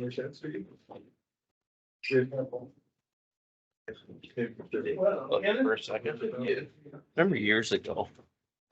Pretty sure it was you that helped me with that. We took, or let's just simplify this. Take a boundary map from Operation Center. And I want to put that into Google Earth, let's say. We do that. It's just a big file. Running goals. Yeah. I know you helped me with it years ago. Oh, yeah, it's I'm just trying quite to simple. do it again and trying to, because there's a, you know, our big map we print on the wall, that's how that all originated. Yeah, I know. Now we are adding farms. I just want to be able to drop farm up in operational center up to anything. I want to take that and shape it. You put it on the big Move map. it into Google Earth, totally, so that I can get it printed off the big map. I just. It's inland. I mean, it's changed. When we did it then, I think we did that in April. It's like Yeah, that's, that's right. So And now- even at the time, I think when we did it, or you did it, you were even kind of like, yeah, I never really done this. before we never, but I mean, it's just, it's just. Yeah, well, it's Yes. just- I was trying to do it the other day.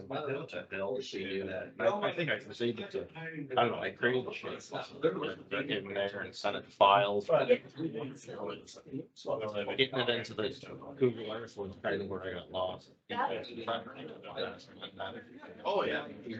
It's little things need to be done. So. I would say it's probably not Yeah. the right day, but Yeah, you no. definitely can It's like. accomplish that. Are you? For sure.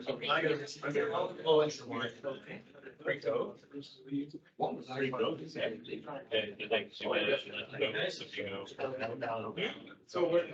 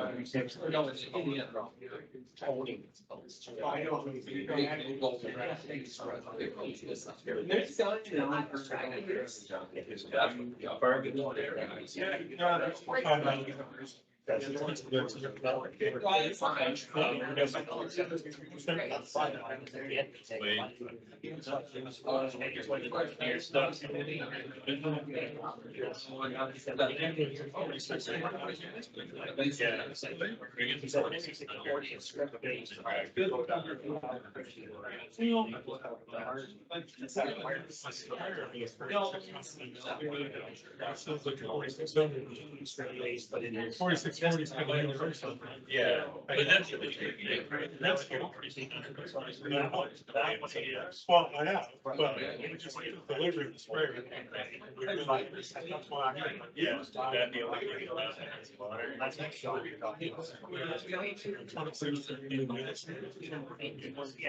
When you're doing it, you pay for it. So all you're doing is pay for your data bank. Yeah,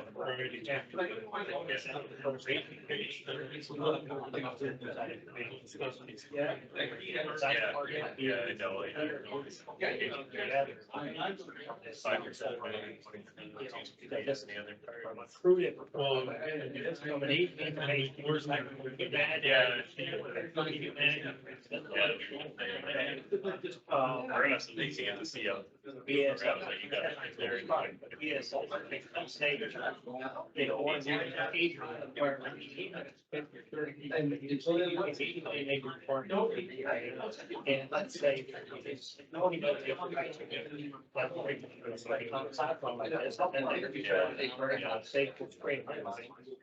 and they've got. I find there and like the amount of data mining. Maybe that's the issue that they can tell. We really or to whoever wants the data. Like, at the end of the day. Hasn't been yet, but. Really, and it's nice, even that problem.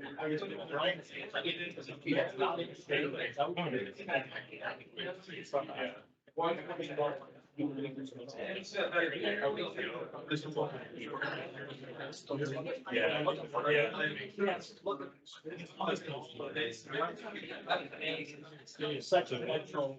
Yeah. Light. It's there, okay, and it's, you know, it's.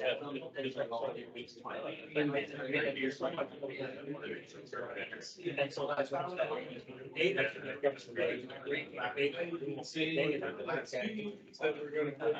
And that's what it's, I don't know, but the same back is the other side now. First, you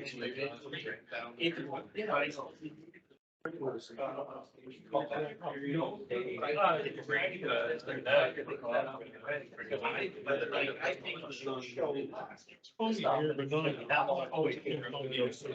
I know.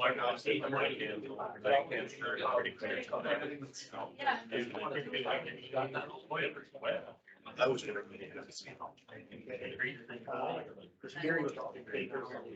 It was like.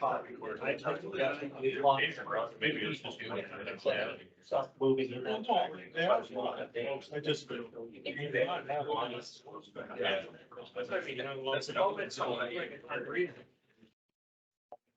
We're gonna get reviewed on the bidding season.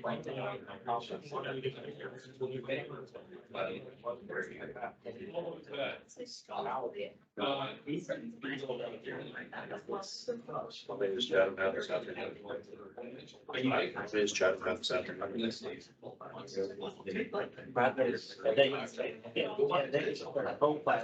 And,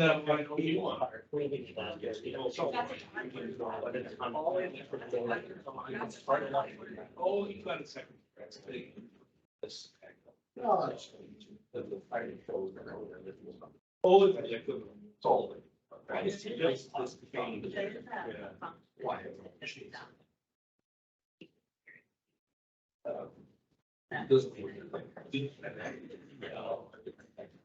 what is?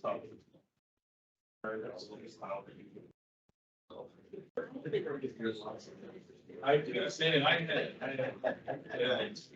It's theirs, but when we get to there. It's not for reason.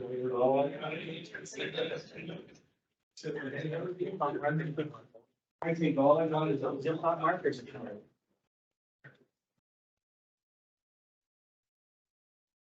Hold everything. Oh, no. Yeah. Kind of morning here, man. It's like this, yeah, spray, it's actually petroleum, sprayer off. We actually turned on the fan, not that it does much. I'm not a business. Yesterday, we didn't even do that. I know, we don't feel it at all.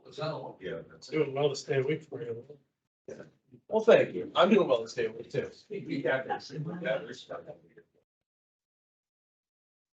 Music complains of being. No, it's hot. I don't know. I wish there was a way to. That's good. Yeah. You know that the other wall mounted, I don't know if they're called, but what's wrong with the air conditioner? Bear or something. Yeah. Definitely should system, but. It doesn't keep up. Is that what it is? Yeah, it gets pretty warm. Oh. Yeah, one might even know what day that is. Top.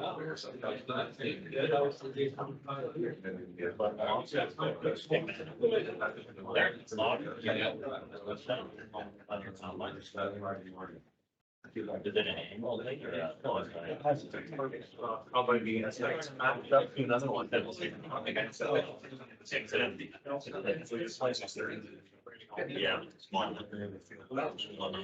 I don't even think this guy is managed to. And it's nice. So you're.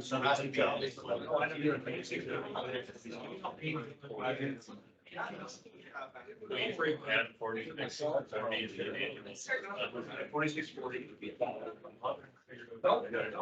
30 and that's 670, it would be a one-time. But that 2630 down in there. It doesn't have to, no, it could be like underneath the radio there. Well, it could take the slice of the other. We could follow, I mean, it's 30, and then by a one-time month on. That roads. They don't want to do everything right up.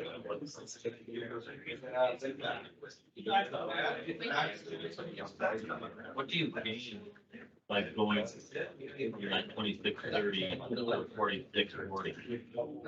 Like in that situation, I mean, you can do road fences 40. Yeah, I mean, it's leveling. Your screen.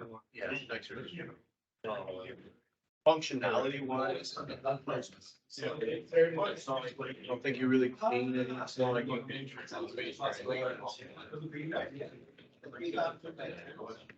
What's the buggy there?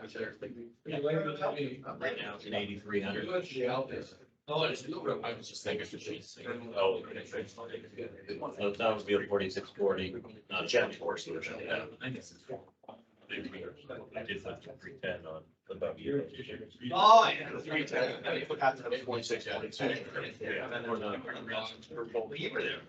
Yeah, it's 8R310, so it's got. Oh, it's brand new. Yeah. And it would be a one-time fee, wouldn't have to buy it. One thing, we do today, we do on our field. It's easy to, it was threat. Tell that monitor, okay, I'm gonna do it, I'm gonna combine a zone, whatever. Turn it on, combine it, get to the other end of the row, say, all right, I'm done. And then it gives my totals for that area. Really good way to do that. That would be my good answer. Be careful. Well, what would be that clock? What are you finding? Could be anything, could be a fertilizer, could be a. So that's assuming that you don't have an application on top of that. No, we do, we want that one, we want that 300, we don't want that headland that has this big left fertilizer in it, or, you know, the big, the bad thing. We want that- that big,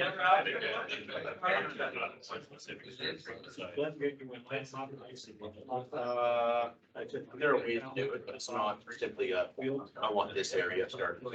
Yeah, and that's the way the bug can happen. Maybe change. Harvesting corn, like change, he does a lot of. Or something like that. And then. You can change that.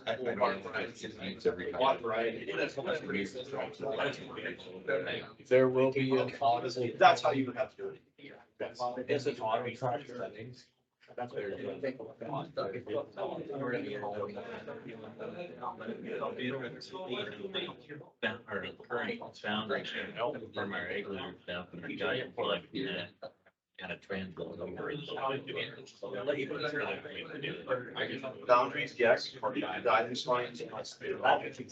Nobody wants to give them. Their data, their guidance. I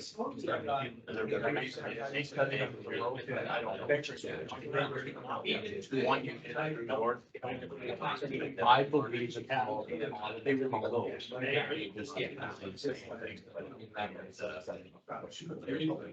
Okay. All right, let's grab your seats here, guys. We're running 3 minutes past 2:30.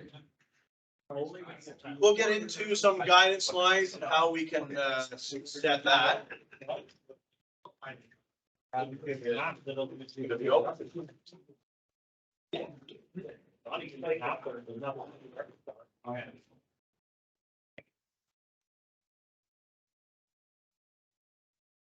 Okay, so guidance lines, we got lots of options.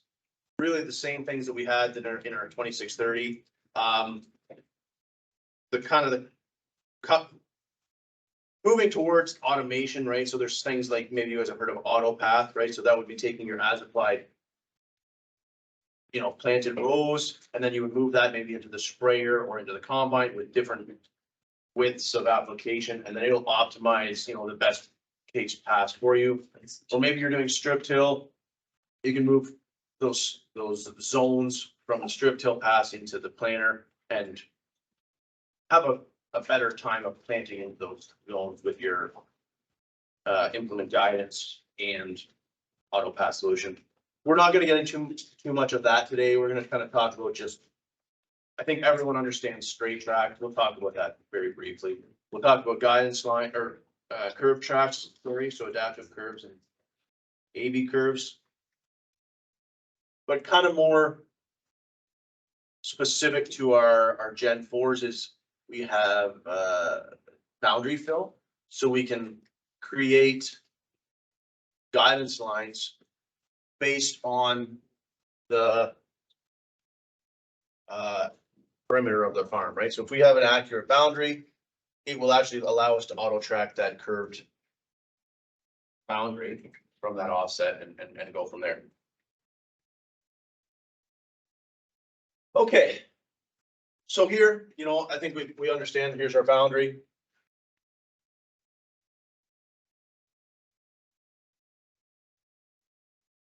Sorry, I'm just having a thought here. Do we want to still talk about section control and that first before we do that? What more do you have to add?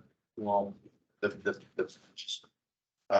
either A, headland control, and B, the boundary. Before we do guidance? Yep. Okay, before we talk about guidance, kind of we're still on the path about mapping and section control. In addition to having that performance tuning option, we go to our menu, applications, and then section control.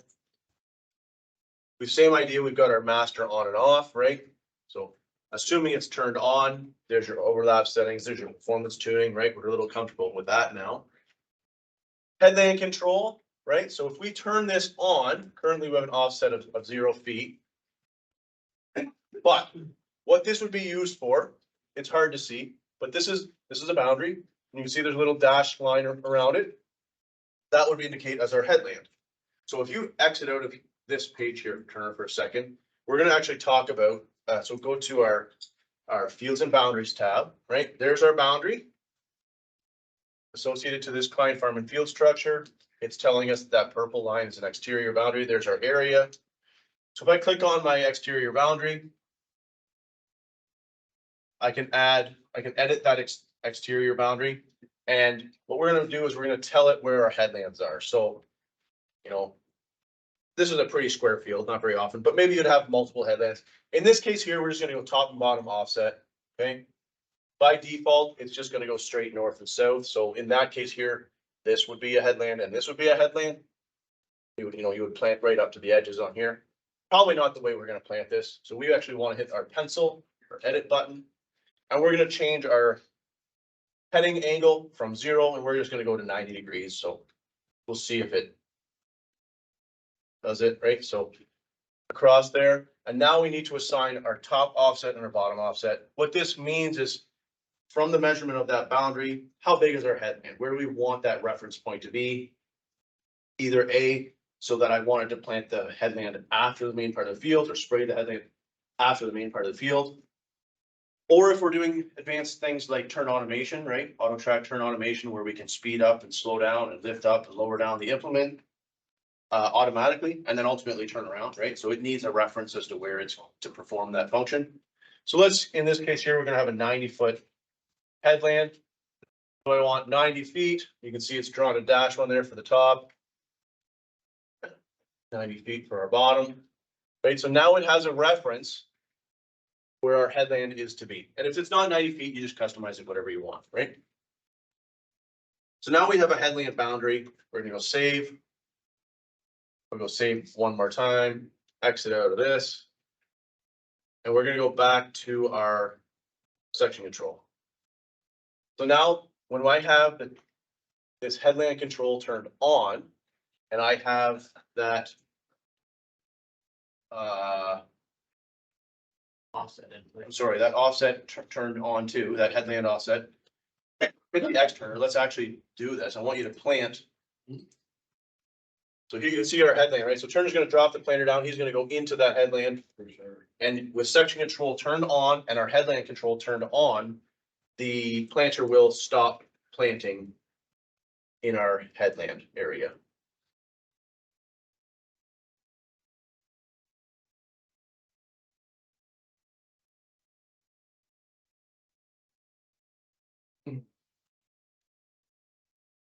So this is with headland control turned on, right? So he'll do it for the turn and everything like that, just showing you how it works.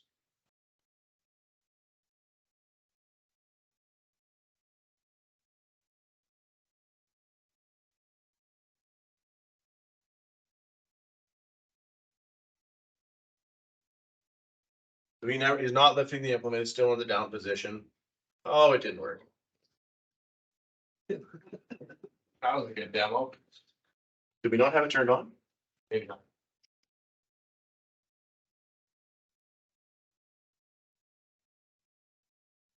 That's wrong. Headland Ignoring interior boundary. It's not it. It's not an interior boundary. It's a headland offset. Click on that. Click on fields of values.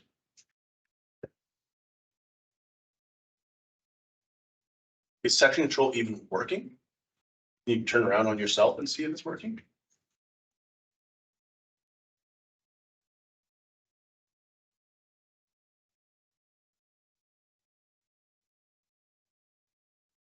So we're gonna get show off the boundary. Well, we have a check mark out of the boundary. That's another thing I was going to show you. Can you go to coverage instead of product or something like that? Hit this one. Section is working there.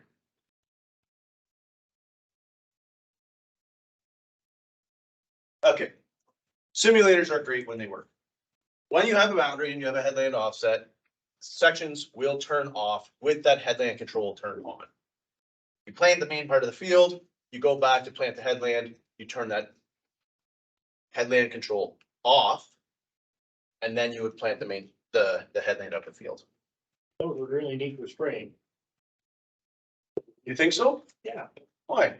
Because now you can have a little bit more overlap at the end to make sure you don't have your, You should have your performance tuning turned up though. yeah, but you never have it.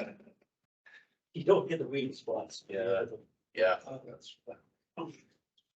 Now it's in a. Okay, I don't know what's going on here. Section control is working, right? It's working on the covered area, but it's not doing it for the headland.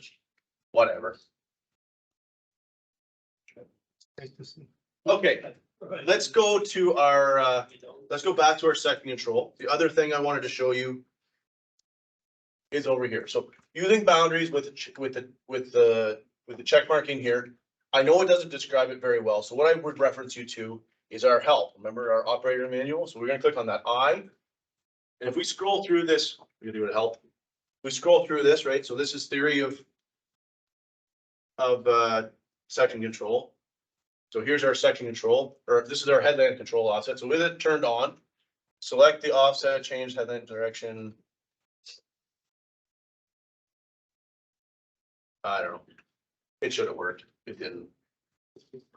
Okay, let's scroll down here. One boundary type is deselected, headland control ignores. We did everything right. We didn't miss anything. It should have turned off. It didn't. Not gonna worry about it. So that little check marks there for boundaries. So if we have an exterior headland or an interior headland, you can decide. So let's just say that boundary has shifted. We're running a signal like SF1, that boundary has shifted. I still want to use it for things like acres remaining or whatever. So I don't want to delete it and generate a new one.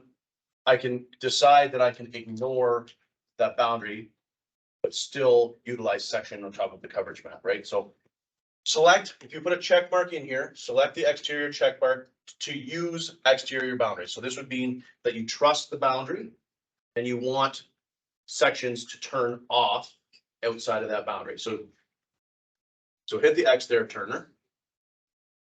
So we have a check mark in here, and if we hit the X again, we're gonna go back to the main page. But. Yeah. If you didn't have that checked and your sprayer boom went out over the edge of the field, would it turn back on? No, it will continue to spray. Well, but let's say your headland's sprayed, so it shuts off. I'm sorry, your headlands. Yeah. So if you didn't have that checked, would it turn back on? Just like the old 40 or 2630? Well, that is only using, this is what we're only talking about the boundary on this one. Yeah. Is that what you mean? Yeah, but I mean, if you, let's say you overhung your neighbor's field, would it turn back on? With the check mark in it. Yeah. It will turn off outside of that boundary. With a check mark out of it, that boundary can be there. It will continue to spray. Yeah. Outside of the farm, will not turn off. So we'll do that right now. So Turner, can you just, again, plant and we're gonna drive outside the boundary. We have the check mark turned on right now. I don't remember anymore. So the check mark is on, so we want to use the boundary, so the section will turn off. See, look at that, now it's working. Oh. Is it because we got the boundary check mark off? Interior checked, but you didn't have the exterior checked. Okay. That was associated with the exterior. Could be, there we go.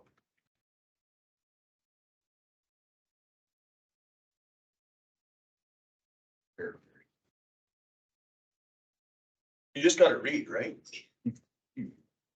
So there, so we had the check mark in there, so planter's still in the down position, or sprayer's still, master's on, right? So it's turned on. Let's just stop here for a second, Turner. We're not changing the position of our planter. Now we would go back, uncheck mark that boundary. Right, so we would uncheck mark this. We go back in, and now when we start to spray or plant, it's ignoring the boundary because it's shifted or whatever the case is.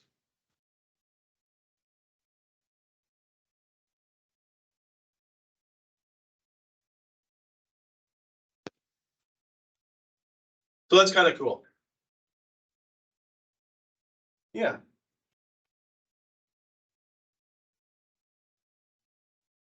Okay, let's move into guidance here now. I think that's all I wanted to cover for that.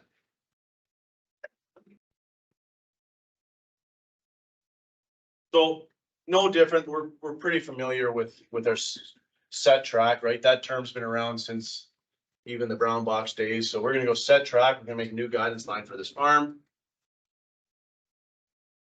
So we're gonna go down new track. Again, this is associated to that South 40 farm. There's all our ways that we can create a guidance line. I'm only gonna quickly talk about these two ways, A plus B and A plus heading method. So A plus B, we'll quickly do this, Turner, just to get a guidance line, right? Pretty simple. So we're gonna name it, not track 1, Not A. or not A. 2. We call it planter pass or main or master, or just define it on what it is. Okay, associated to that field. That South 40 field. We're gonna click on OK. Same idea. Edge up to the corner of the farm, hit set A.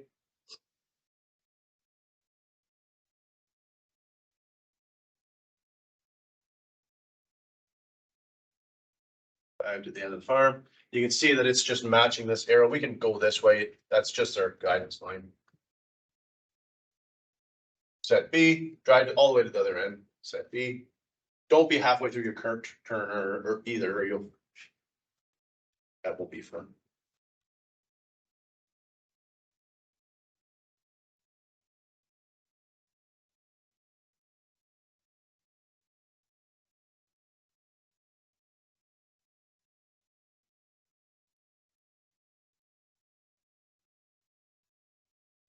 Turner's generator, a guidance line. And now you can see a couple things going on, right? I think our planter was what, 40? What's our planter? I think 40. I think our planter's 40 feet, but you can see that we got these lines. Well, they don't match up very well, right? So you can see that our track spacing is only 15. So 23.75 feet of overlap. Our working width is 38. Oh, we're gonna beam planter. Remember, we had that 31 rows. So we're gonna change our track spacing to 38.8 feet.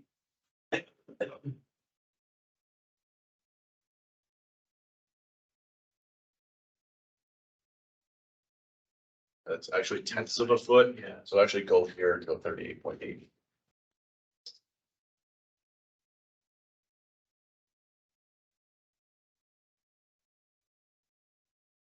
Okay, so you want your track spacing and your working width to be the same. So what we've done is we've got 3 pieces of the pie. Again, I don't think that's anything new to anybody here. That Turner turns around and the tractor is gonna get close to that white line. So you can see that we are on track spacing 1E of our original. There's the red guidance line that we created. He's hit the resume switch button. We've got our green auto track. We are auto tracking. The whole goal of auto track is for this tractor to maintain a 0-inch, error as far as our track guidance goes.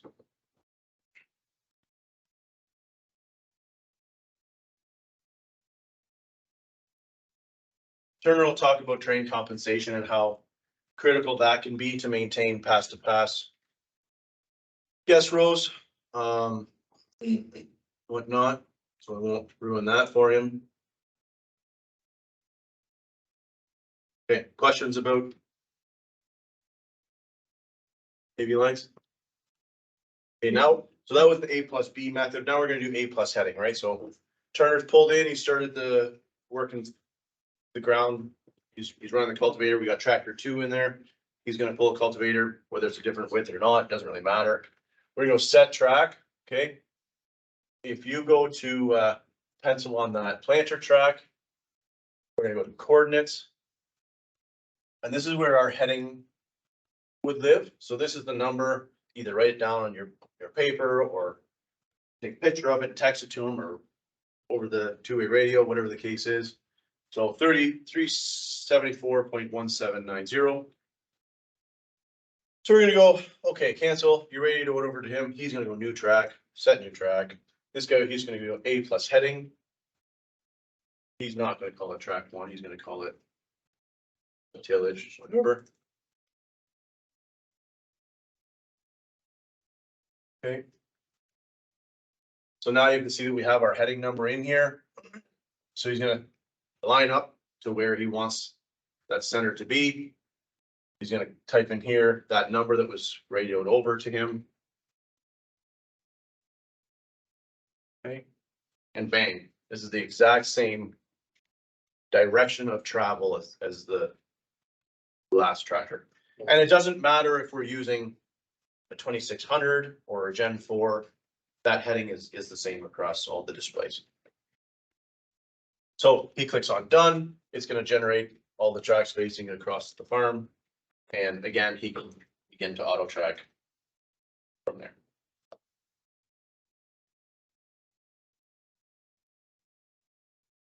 Okay, So that's all it does, is auto track. straight track. All it does is straight track. Like you won't see, if you're doing application, you won't see the other machine's application. No, that's infield data sharing. Requires a JD-Link controller and depending on the situation, a couple different things, but yeah, that's a tool called infield data sharing. Okay. A minute ago, you said you wanted your track width and your working width same. Mhm. I think we run the sprayer 6 inches narrower in one of Well, those. that's fine, but what's something that you're gonna run into then?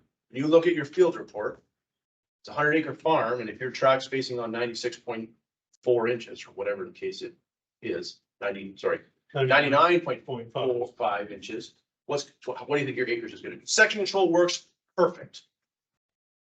There isn't an inch of overlap. You're gonna be out. You're gonna be up, yes. But what it does make up for you is when running an accuracy, for example, like SF1, I'll pick on that, we're gonna have drift. So 100%, I would recommend running it a little bit narrower. Now, remember that a sprayer is not a planter, right? So typically you're covering a lot more acres in a much shorter amount of time. And if we think about SF1, or I should say, when we think about drift, it is all time based.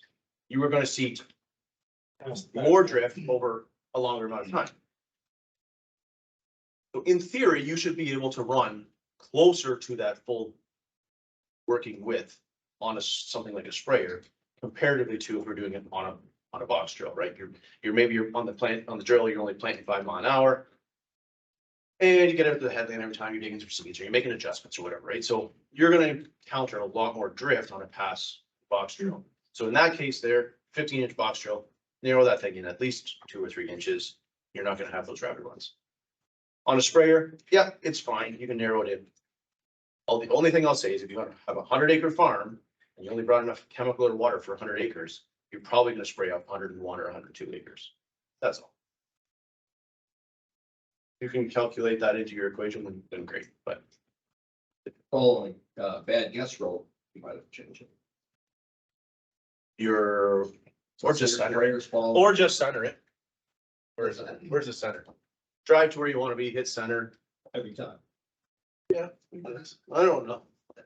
If you got a bad guess roll, then the last pass needs to be fixed, not this one. Yeah. Let's get our TK and you can solve all this problem. Yeah.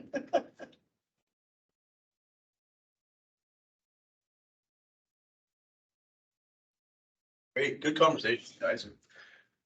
Okay. That is auto track in straight track. Now we're gonna move to, we're gonna talk about the different modes. So same idea, actually, one more second. Remember our plant, our swap, let's just, we only have two in there, but we're changing it from. It's actually already pulled in AutoPath lines. Yeah. These simulators are pretty cool. So I don't know if it's in, click it again.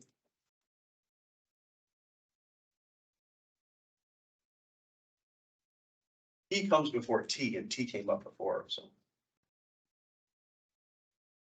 I don't know. Yeah, but we might have this We do, has set the nearest. to track name, let's find out. Planter is right now, so that would kind of check out. But you're set to nearest, We were set to nearest, I think he just changed it to, Yeah, so A, E, track name. T, A. can E, you explain what autopath is? Yeah, click, go to that. Okay. You zoom out, Turner. J. No, this is perfect.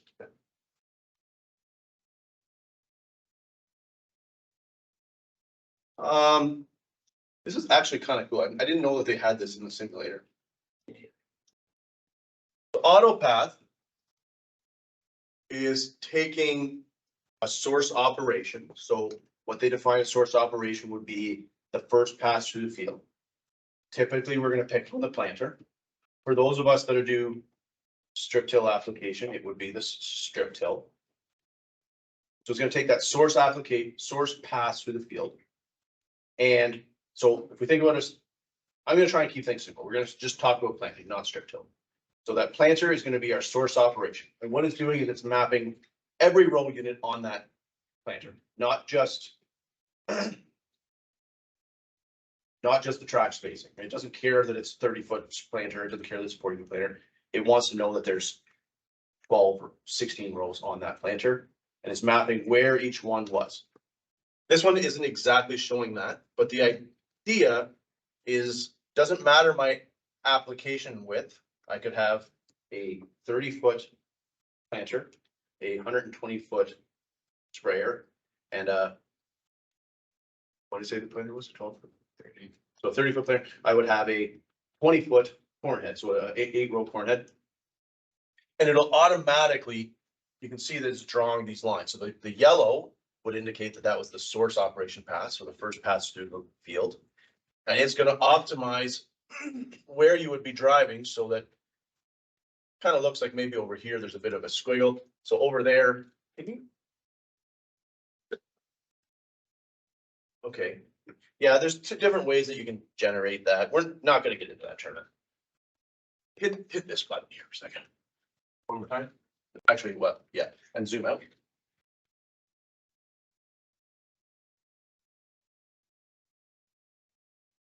Okay, can you zoom down, move down or no? No, don't zoom in, zoom out. I was thinking this button being live, but it's not. No. Hit it one more time. Hit it one more time. Okay, now zoom out.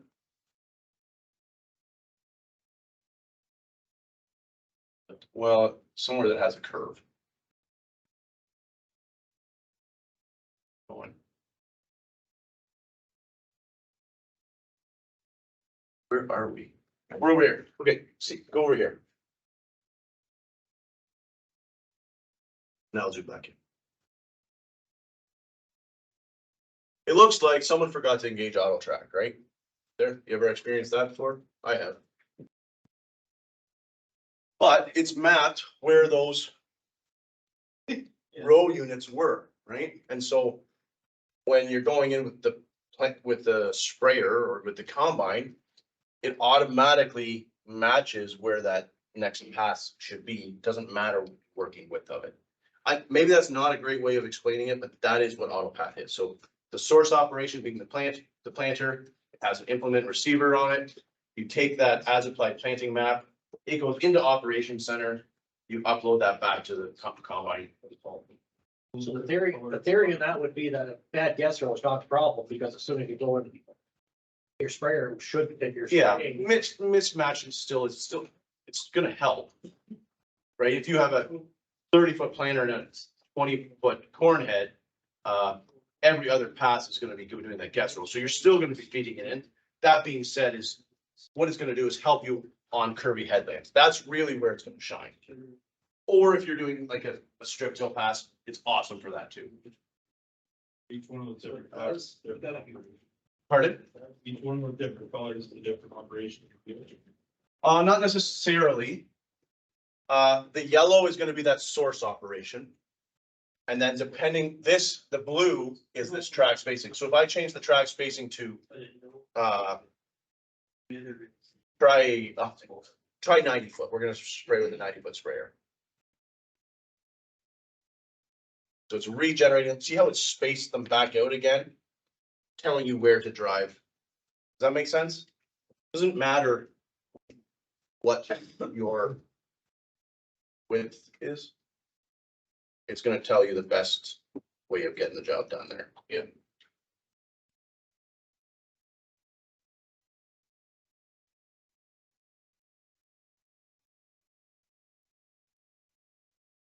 Good. Good questions, guys.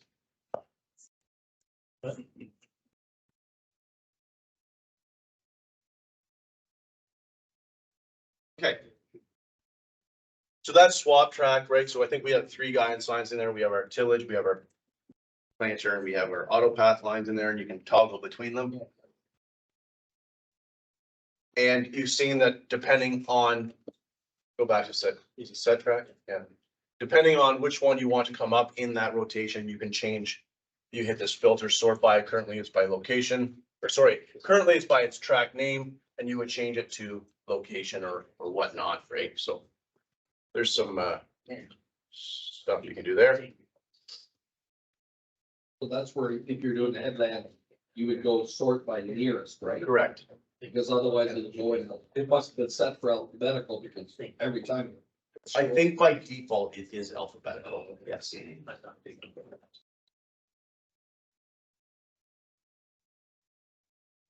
Okay. So AutoPath, just before it's not, it doesn't, you don't just get it. It is a higher level of activation or subscription, right? So it's part of the Automation 4.0 bundle, whether you buy that or subscribe to it. Yeah, but there is a solution there. Okay, so now we're gonna talk about curve track. So we're gonna go to new track again. Talking about straight track. Okay, so curve track, we got our adaptive curves and our AB curves. How much time do we have? It would be nice to get into Op Center here before the end of the day, so I don't want to spend too much. Does anybody here really want to focus on these two? I know we did it this morning. Is this something we need to cover again? Much the same as this morning, isn't it, man? It's the very same as this morning. Yeah. Carry on something new. Does anybody want to cover this? Are we okay? Yeah, we do. Oh, no, I do. You want to hear it, guys? Yes, please. All right.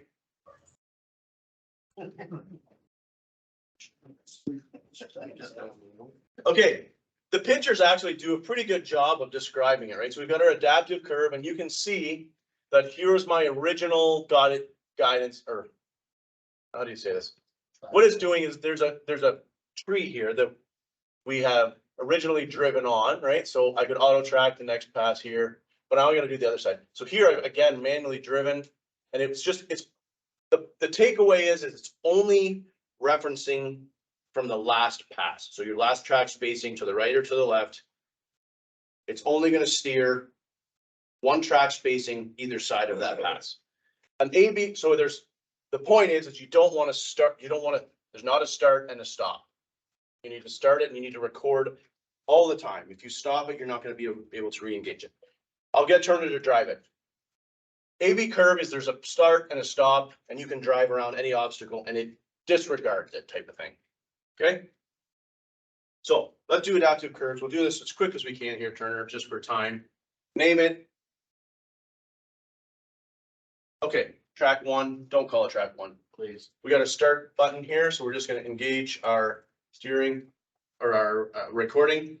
Again, this is an this is an adaptive curve, so we don't want to stop it on the end of our pass. Click that thing.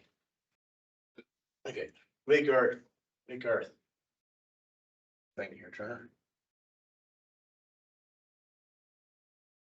So here we're for lack of a better term, for dropping our breadcrumbs behind the tractor.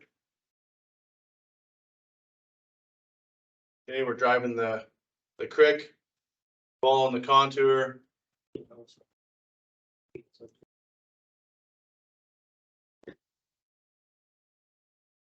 Perfect. We get to the end of the crick, we're gonna turn around, we're gonna do our second pass on the headland. And again, we're not stopping it, we're just turning around. The next line, oh, we're at 90 feet, stop. This is what happens when you screw with the simulator. Let's go back to, I don't know, what's 30 feet? 30, yes, right. So there's our projecting guidance line. You'll notice it's only projecting straight in front of us, right? So same idea, now he's auto tracking, but it's recorded where he went. So the next pass is not going to follow 30 feet or 38 feet from this line. It's going to follow it from 38 from the last pass. All of a sudden there's the tree turn. You got to drive around the tree. You're going to hit it.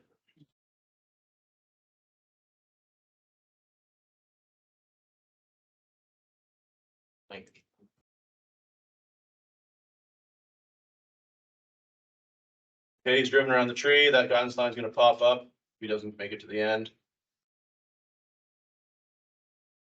Okay, normally there it is, right? So he would engage auto track, gets to the end of the farm, turns around again.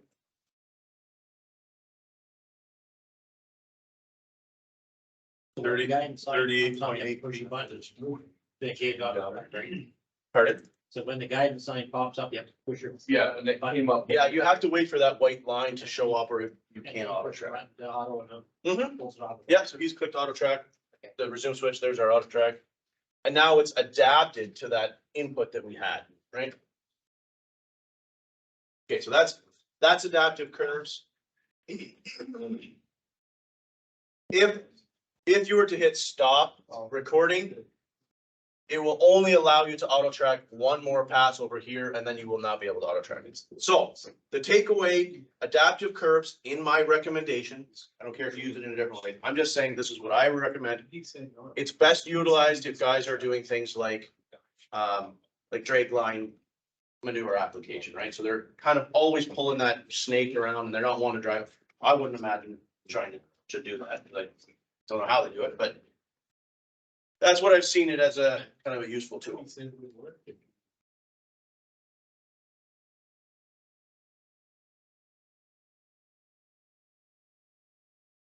All right, so that's an adaptive curve. An AB curve is more what I would recommend from a personal standpoint. I would recommend using an AB curve on that Kirby headland through the field.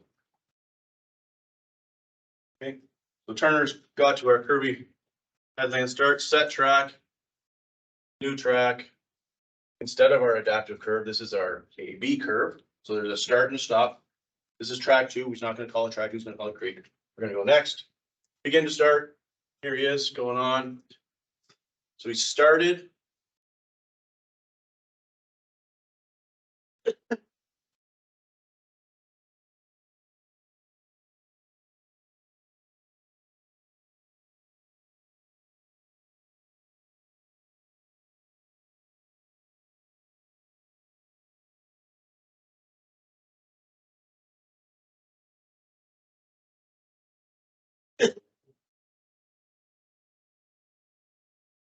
Perfect. That's quite the headland. Okay, so he gets to the end, stops, he clicks done, right? So now that AB curve is saved to the crick name. It's done and automatically it generates 40-foot track spacing on either side, right? So we don't have to, we're not recording continuously. So I can drive around that tree and then pass number 3 is still gonna follow the original contour. So he turns around, he's engaged auto track again, right? And it's just gonna follow the contour of the pass here. Now, this morning, we had great conversation about, well, I mean, in this case, it might work pretty good, but if you're working on a 90-degree angle or kind of a relatively speaking sharp curve, remember, what's the job of auto track? Is it's to keep the tractor on the line. It doesn't care how that implement is pulling in an auto track only solution, right? So bit of a hack, I guess I'll call it. If this is something you're trying to optimize so that you have a better guess roll on that headland, it's quite a bit more time inefficient. But if you're planting in the same direction of travel every time, so pass.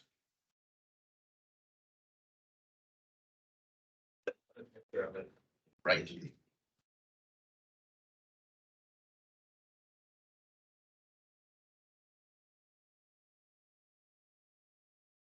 Okay, so here's our headland, right? So this would be pass number 1. I guess I'm going this way. Pass number 1, I follow the headland.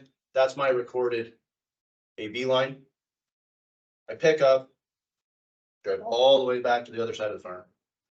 And this time I auto track.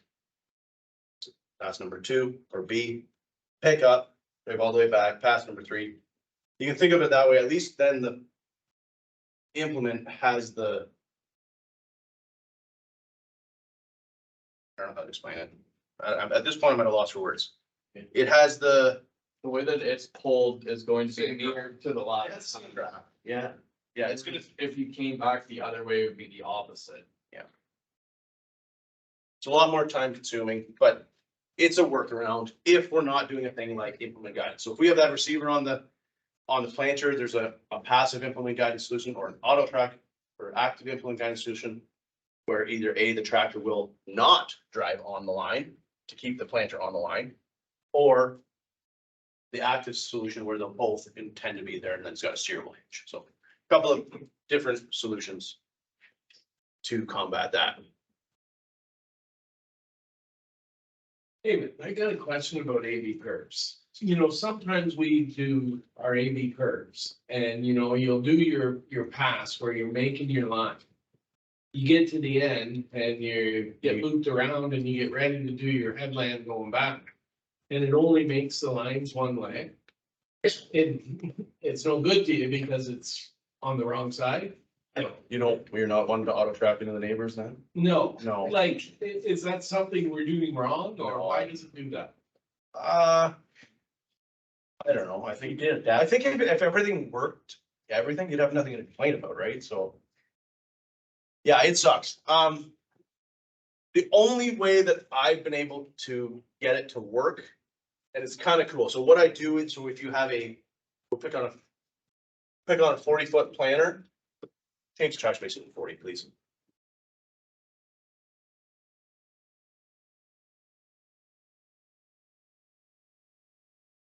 You have a 40-foot planter, our track spacings are 40 feet. Can you actually turn around? I'm sorry to.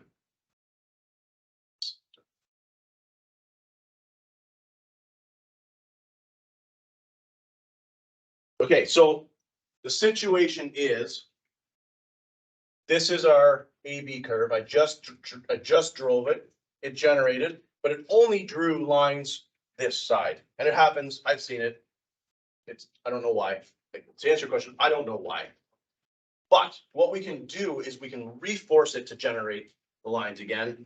What I have found is if you take your track spacing and make it a divisible number, usually I would go 20 feet, right? So half the difference. So I'm going to go 20 feet.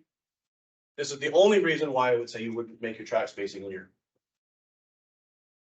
working with it the same. I think this is that first pass, right? So at 20 feet, our implement's still 40. So at this time, we're gonna skip it. I don't know if you noticed there, it should have I think it would have said regenerating guidance lines. That's what we need to get the display to do. So try halving the distance, go from 40 to 20. And you can even go back to 40. I mean, really doesn't matter. The takeaway here is when he hits okay, see how it says calculating curves? You want it to say that. That'll sometimes help it. I have seen that work. Okay?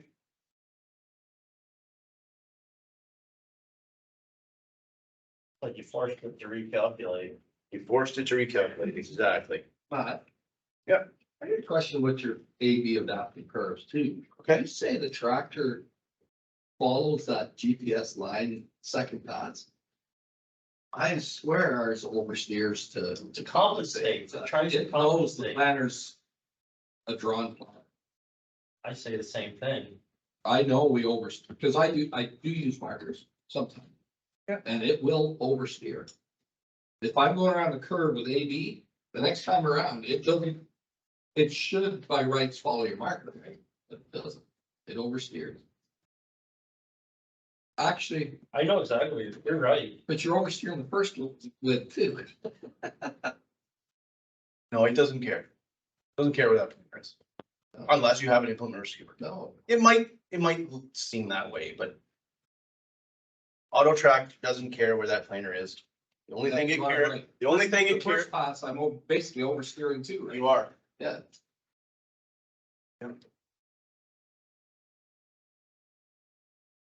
Yeah, the only thing it cares about in that situation, even on an adaptive curve or an AB curve, it just wants that number to be 0.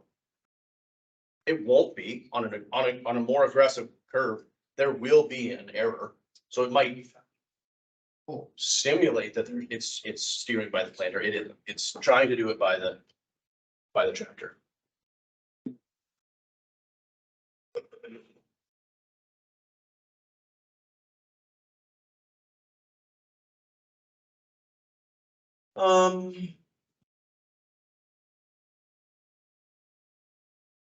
I think that's all for AB curves. Does that cover your questions there, guys?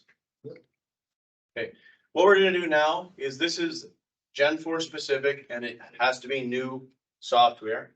There's a new tool. I'm gonna show it to you right now. So under set track, under new track, we've done straight track, we've done current track, circle track. I've never done it before in my life, but the idea is being for center pivot irrigation. But what I want to talk about now is boundary track. So if we have an accurate boundary, or if we don't, because it really doesn't matter. I'm gonna start with this way. If we have an accurate boundary that we're happy with, we can actually use that boundary as reference for our first headland pass around the farm. So I'm gonna go boundary fill. Okay, so here's our boundary. This simulator doesn't do a great job just because it's a square boundary. And I don't know how much time we really want to make a new one. I don't think we do. Let's just leave it for now. This is our square field. I think the concept will come across pretty nicely. So we're gonna go next. Okay, again, we're gonna name it. So I'm gonna call this one boundary track, or more detail the better, right?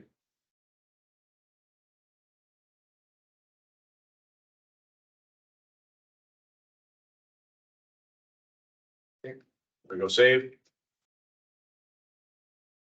Again, assuming that boundary is correct, it's gonna half your track spacing distance, so it's gonna go 20, 40, and whatnot, right? So if you have that first headland recorded from your boundary, you could use that as a auto track solution. Works really good. We've had awesome success. Now here's to say we pull into the farm and we don't have a boundary, right? So how can we still utilize that boundary track on a brand new field? We can actually generate a guidance line, or sorry, a boundary from our coverage map. Let's change the field here because I kind of like what we've done here, Turner. Can we go to what's another? Let's go new. Need to go for you all. Oh, north. North 40, perfect. Looks like there's a boundary over there. We're gonna redefine this boundary, so can you, let's, first of all, let's delete the boundary. We'll go through this process. So under menu, applications, field and boundaries. Here's our exterior boundary for the north 40. So we're gonna actually click on this. We're gonna delete that boundary. Yep, I'm gonna delete it, no boundary. We're gonna create a boundary. So we can do it our normal way, which we talked about 2630, right? So off the right-hand side or the left-hand side of the machine, drive outside of the farm, start and stop, done. Now we can do it from existing coverage map. So we're gonna do that method, except we don't have a coverage map right now because we changed fields. So Turner, quickly just lay down a coverage map. If you wouldn't mind.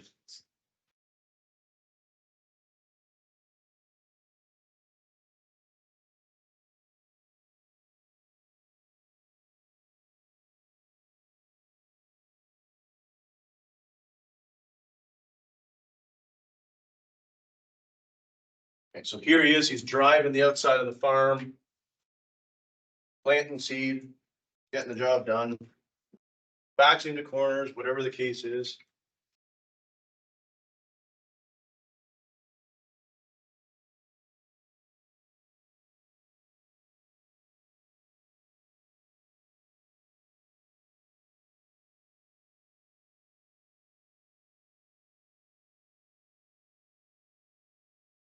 Coming back to the first part of the field where he's opened it up.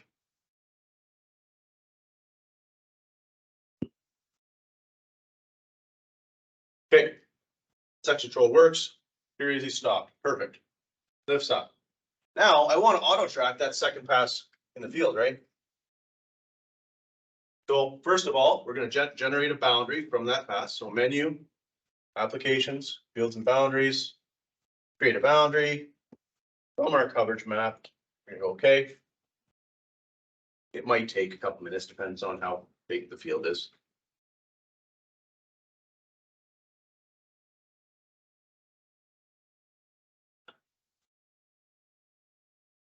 Okay, so here's our boundary associated to that north 40 farm, 1.6 acres. We're going to save 1.4 acres. I mean, okay, so now from that boundary, we're actually going to generate a guidance line. So we're going to go back X, we're going to set track, new track from our boundary fill. From this boundary, we're going to go okay. Name it. See how well you do here, Turner.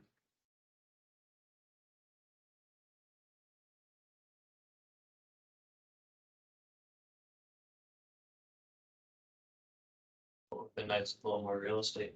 Yeah, that's okay. It gets the concept across. Same idea. So, right. So now you can see that these are going white. When he gets close to that area, he's going to engage his auto track. He's going to lower down his planter.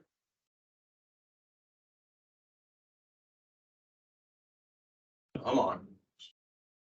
There we go. Missing acres, Turner. That's all right. Sharp curve ahead. Literally hold on. It will throw you out of the seat. You can see here, this is a 90-degree turn. If it's not projecting to the right, it will just kick out of auto track. You need to re-engage it. But if it's going to fall, it'll tell you it'll follow that contour. Again, right? So it's keeping that at, trying to keep it at 0. It doesn't care where the planter is.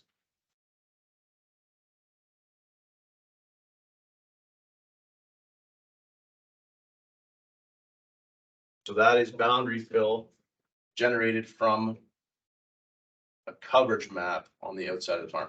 End of path ahead, turn around at the headland, re-engage your auto track.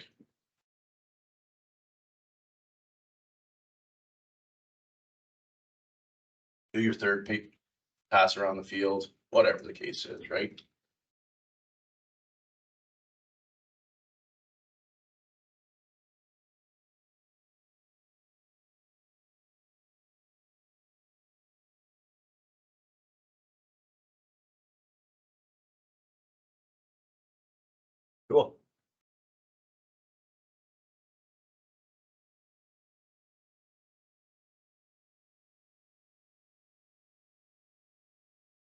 Questions? It can't make a straight AV line from the boundary. It's yesterday, Steve brought it up. If you click on this, can you stop for a second, Turner? I've actually never done this, so we'll see how it goes. There's a button here that says called record field. Let's click on this. Now you can begin to auto track. You're still auto tracking from that boundary, but you can actually create your straight track while you're auto tracking the headman, right? So you can go set A, wherever you want, set B. Now you have the both. It would be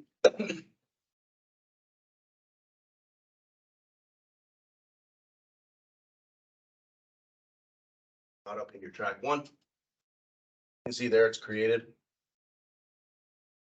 Hit auto track, start playing the main part of the field back and forth. So yes, you can.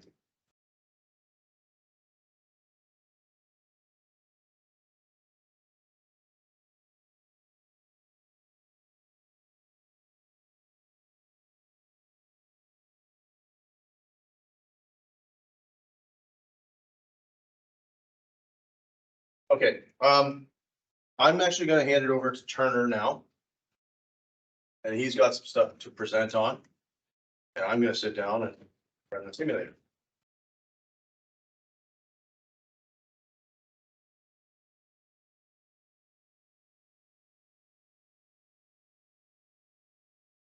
Okay, so my spiel gets to be on receivers and the importance of TCM calibrations, and for those of you that were with us this morning, half of it's gonna be the same, half of it won't, so.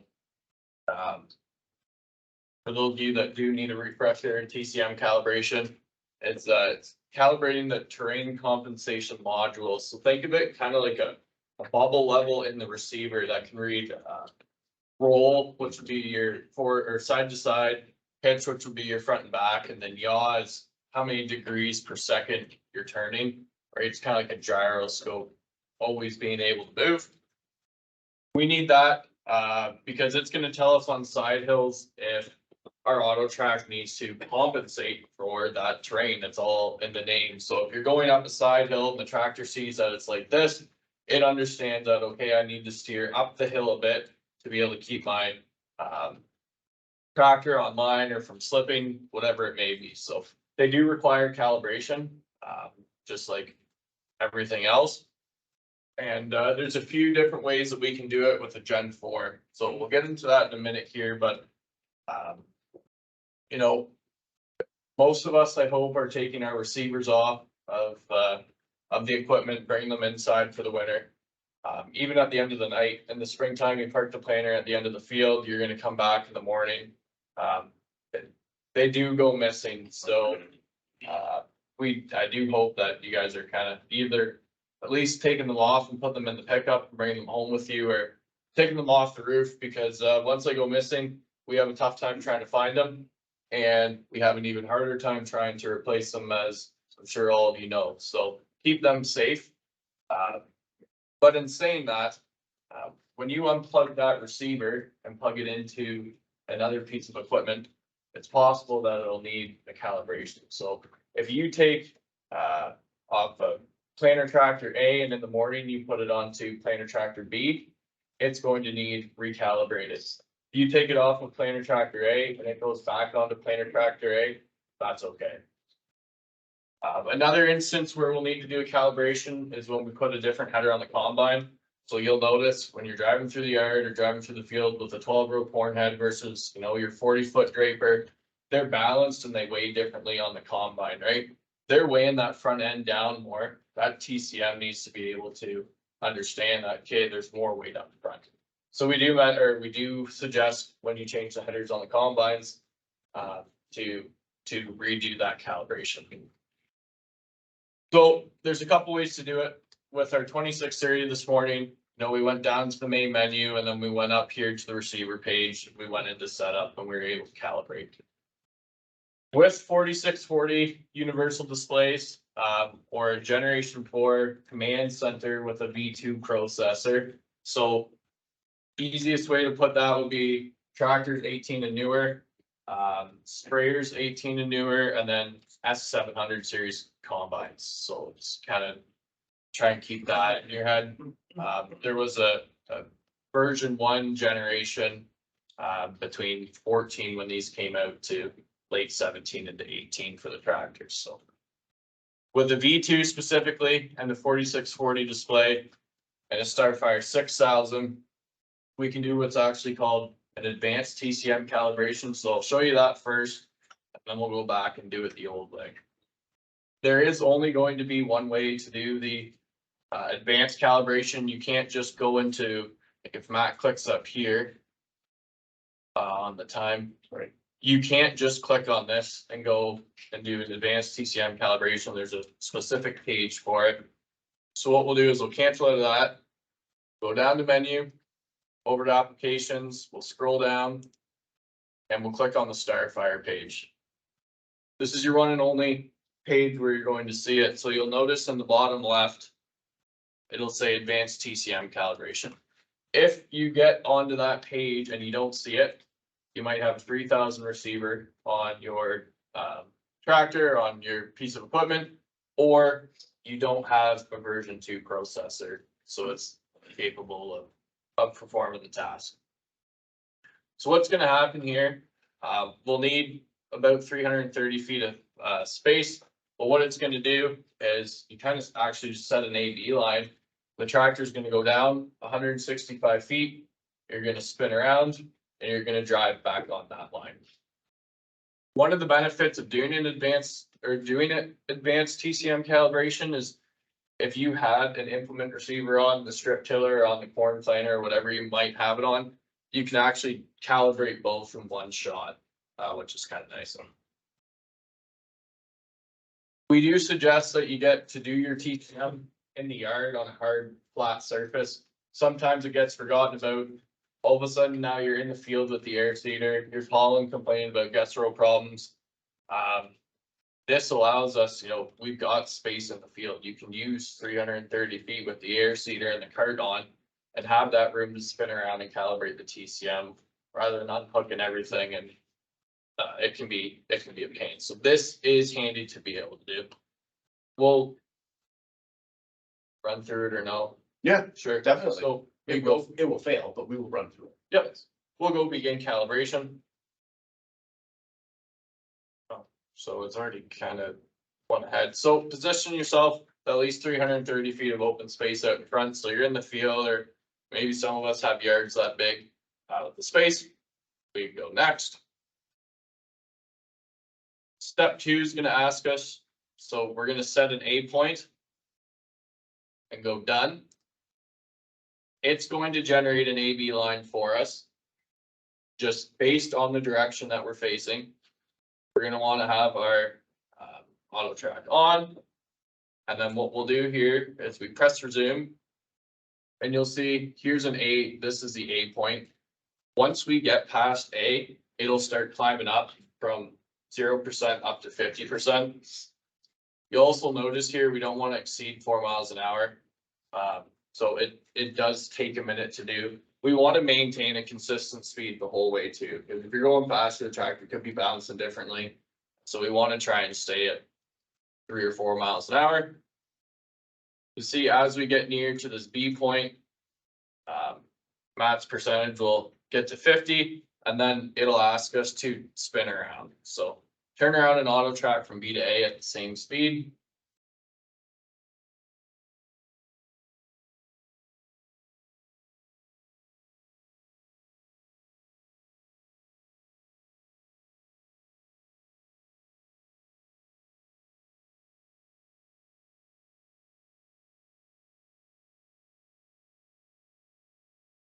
Get back on that line. You've got time to get it straightened out and the tools straightened out if you had an implement receiver. Then once we get to the B point, you'll see here it'll go from 50 and start climbing towards 100.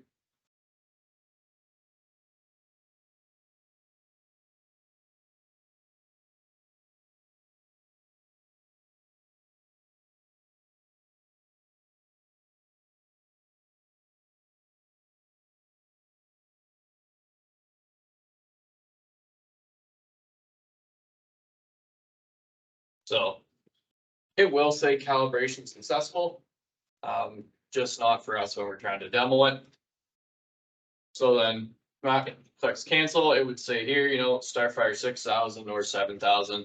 The last time it was calibrated, and then under status, it would say calibrated or completed, and you'd be good. So yeah, like I said before, where this can be handy is you have a tool on, you're in the field, something's not right, you forgot to do your TCM calibration in the yard. Yep. Doing it in the field, you still want to try to do it maybe on a fairly level piece of field. Absolutely, yeah. Rather than a full field. It's going to be a quick fix in the field to get you going, and it should be able to clear up some of those TCM problems, but yeah, you wouldn't want to drive on the side of the hill and turn around and come back if at all you got flat spot in the field that lasts 350 feet, take that spot. More accurate than the other way, or? Yes. Yep. And So taking multiple points across that. right, rather than just that one fixed reference, it's dropping points for your 165 feet. It's averaging. So that's the advanced, like I said, it's gonna require a V2 processor or a 4640. It'll work And a 6,000. and a 6,000 or newer. So for those of you that weren't with us this morning, we will just go back and do the old way quick and then get into operations center, so. Replanning track. Yep. I guess you can cancel that. So the other way you would do your normal one, so you could click up here on this, on the time bar, and that shows your signal. Right here, we're gonna get a quick view of what our receiver is. It shows our software versions, it shows what model it is, shows their signal and accuracy. So if you called with an issue saying, hey, I don't have any GPS signal, you know, we would kind of bring you here and we'd step through some diagnosis things. So have Matt click on that. In here, you know, we talked about the TCM calibration, how I said roll, pitch, and the yaw. We would want to see these moving. If you're in the field, you're on a side hill, or you're going through a valley or something, we want to see these values change. That's going to indicate that it's calibrated. It should make sense if your tractor's facing down or you're going down a hill and you're not level, you know, we should see that pitch kind of portraying what's going on in the field. Same goes with these. We want numbers and we want big green bars. So, you know, some instances, we still get some 3,000 receivers that got missed in an update, or somebody bought them from an auction, or they're tucked in the back of the shop and they never got hit. A lot of times people will call us in the spring, hey, you know, I don't have any GPS signal, what's going on? We can bring them into here. We can figure out what their software version is. And typically it's just a quick fix, needs an update sort of thing. So we can do that here. Where we will find the calibration button is up here on the top. We'll go to the setup tab. And we come down here to calibration. So similar to the calibration pages you see in the 2630 or in the Gen4, it's got a black triangle that says cal. That's kind of John Deere's universal. If you see it, it's going to take you to a calibration page. So Matt clicks on that. It won't work.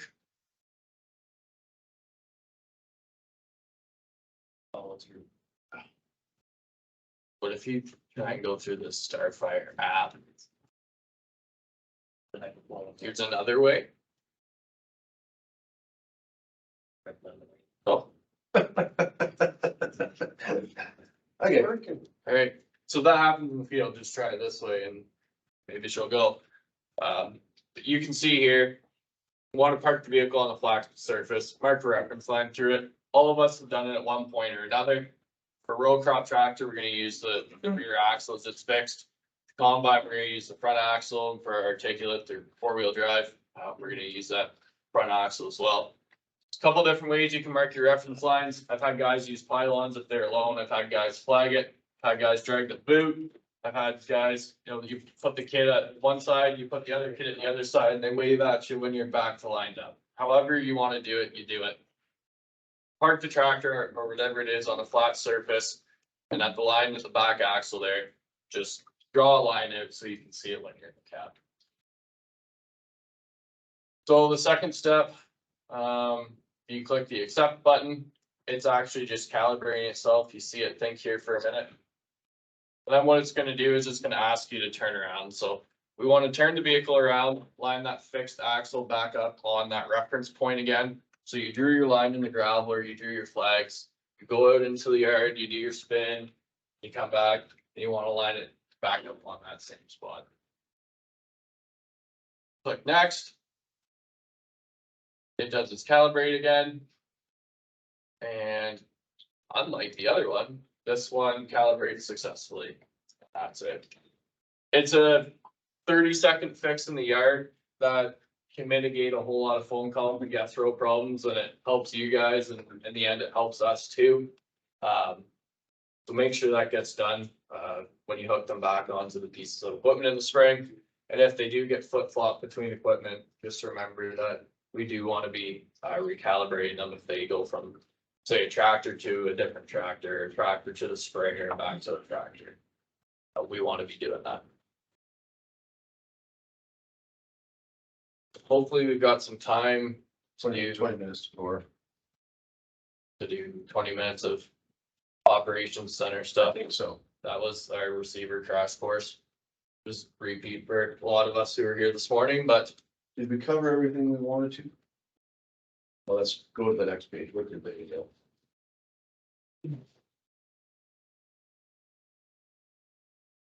did boundary fill, we did work history, we did layout manager in the shortcut bar. We did boundary fill. Sorry. Anything else you guys want to talk about in the Gen 4 world?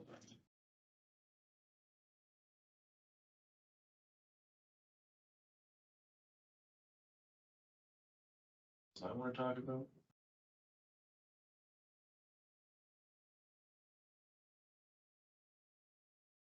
Software, we talk about software.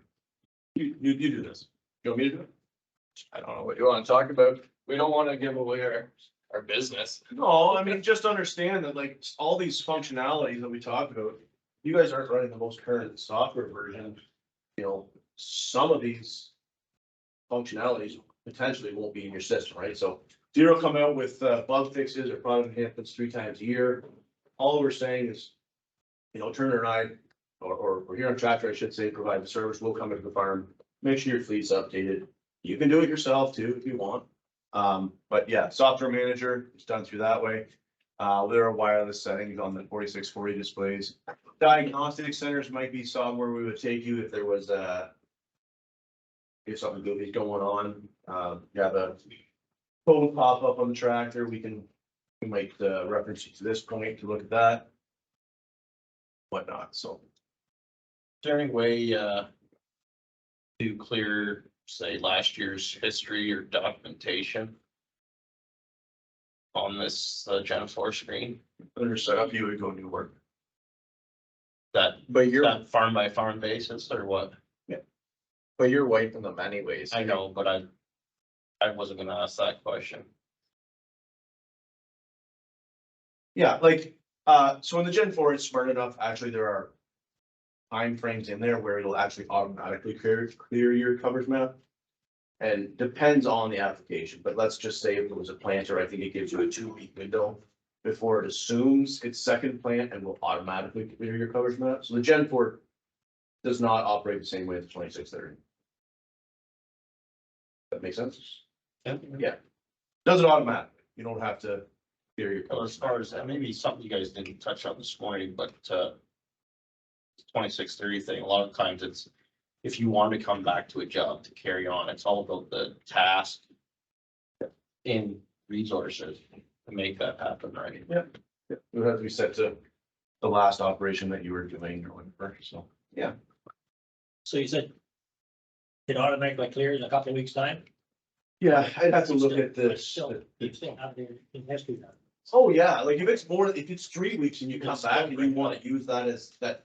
Yeah, You got it's that not updated deleted forever. It's, you can find it in the history. It's just that when you pull into the field, you don't have to worry about. Yeah, so let's do this, right? So Turner has planted the farm, Perfect. All right, now he's gonna do a replan. So we're gonna new work.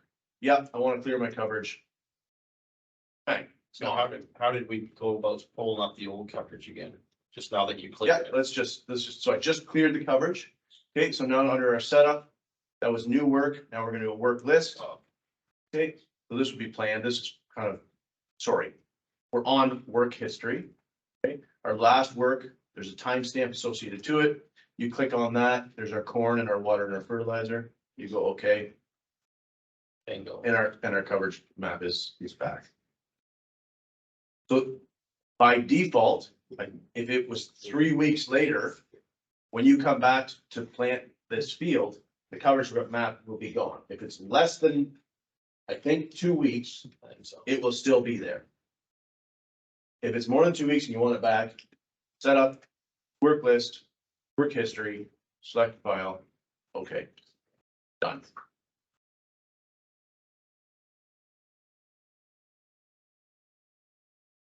How long do you keep the monitor awake? Because boot time is terrible on some of these. 24 hours? You can't actually keep them awake. So you can't? Oh, I know. No, like, I shouldn't say that. You can't, there is a diagnostic address where it will differentiate between what's called a warm boot and a cold boot.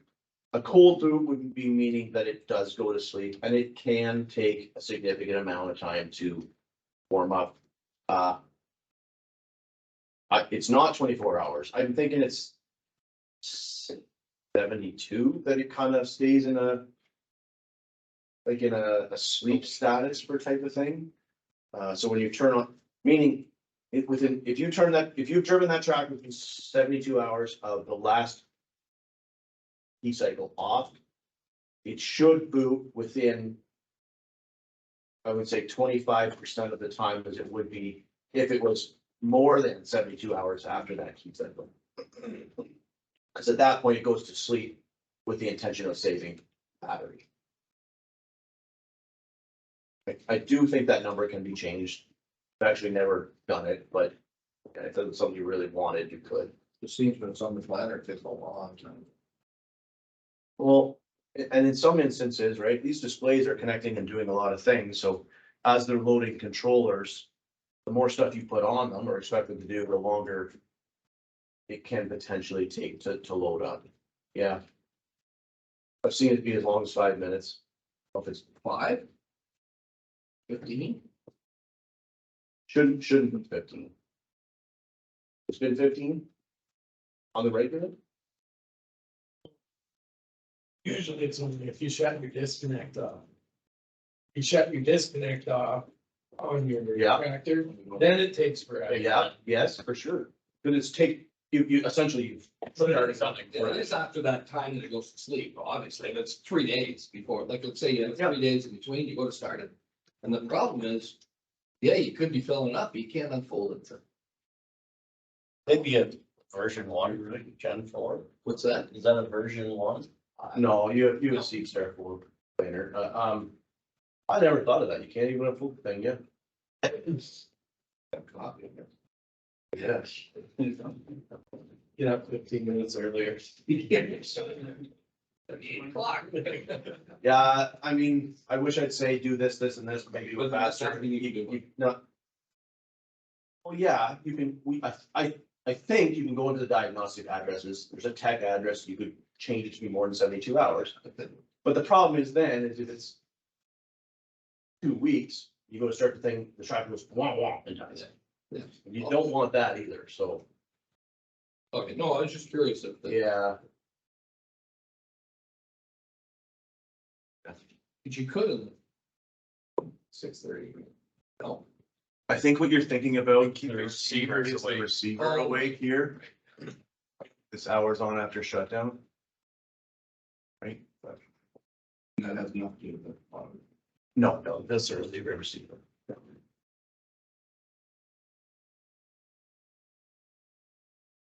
As technology happens, I mean, Paul, you speak from experience from turning that battery disconnect off, right? Sometimes technology has hiccups. And you would be surprised, I'll get the phone call and, you start describing to me what's going on. A lot of times, what we call a cold boot, so taking switch and constant power away from the controllers will solve a lot, those goofy things that are unexplainable, right? If you saying it's doing this and I'm saying, oh. Let's start with a fresh slate. It's just like restart that computer. It does. It happens enough where it will wait back up. It might take 15 minutes, but when it comes alive, it will be Might have better refreshed and ready to go, so. Yeah.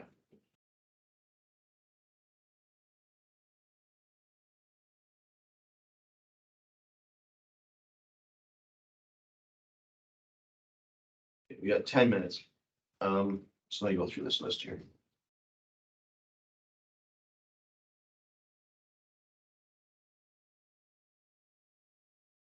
Do you want to do op center or do you want me to?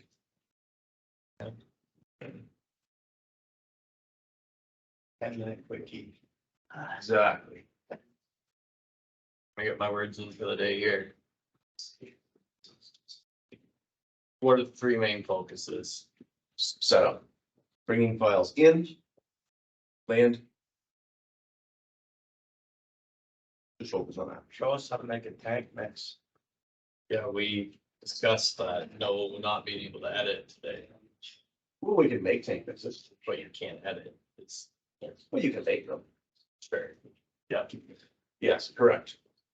Okay, so Operations Center here, this is going to be our master database for the documentation that we're doing from our displays, whether it be a 2630 or a Gen4.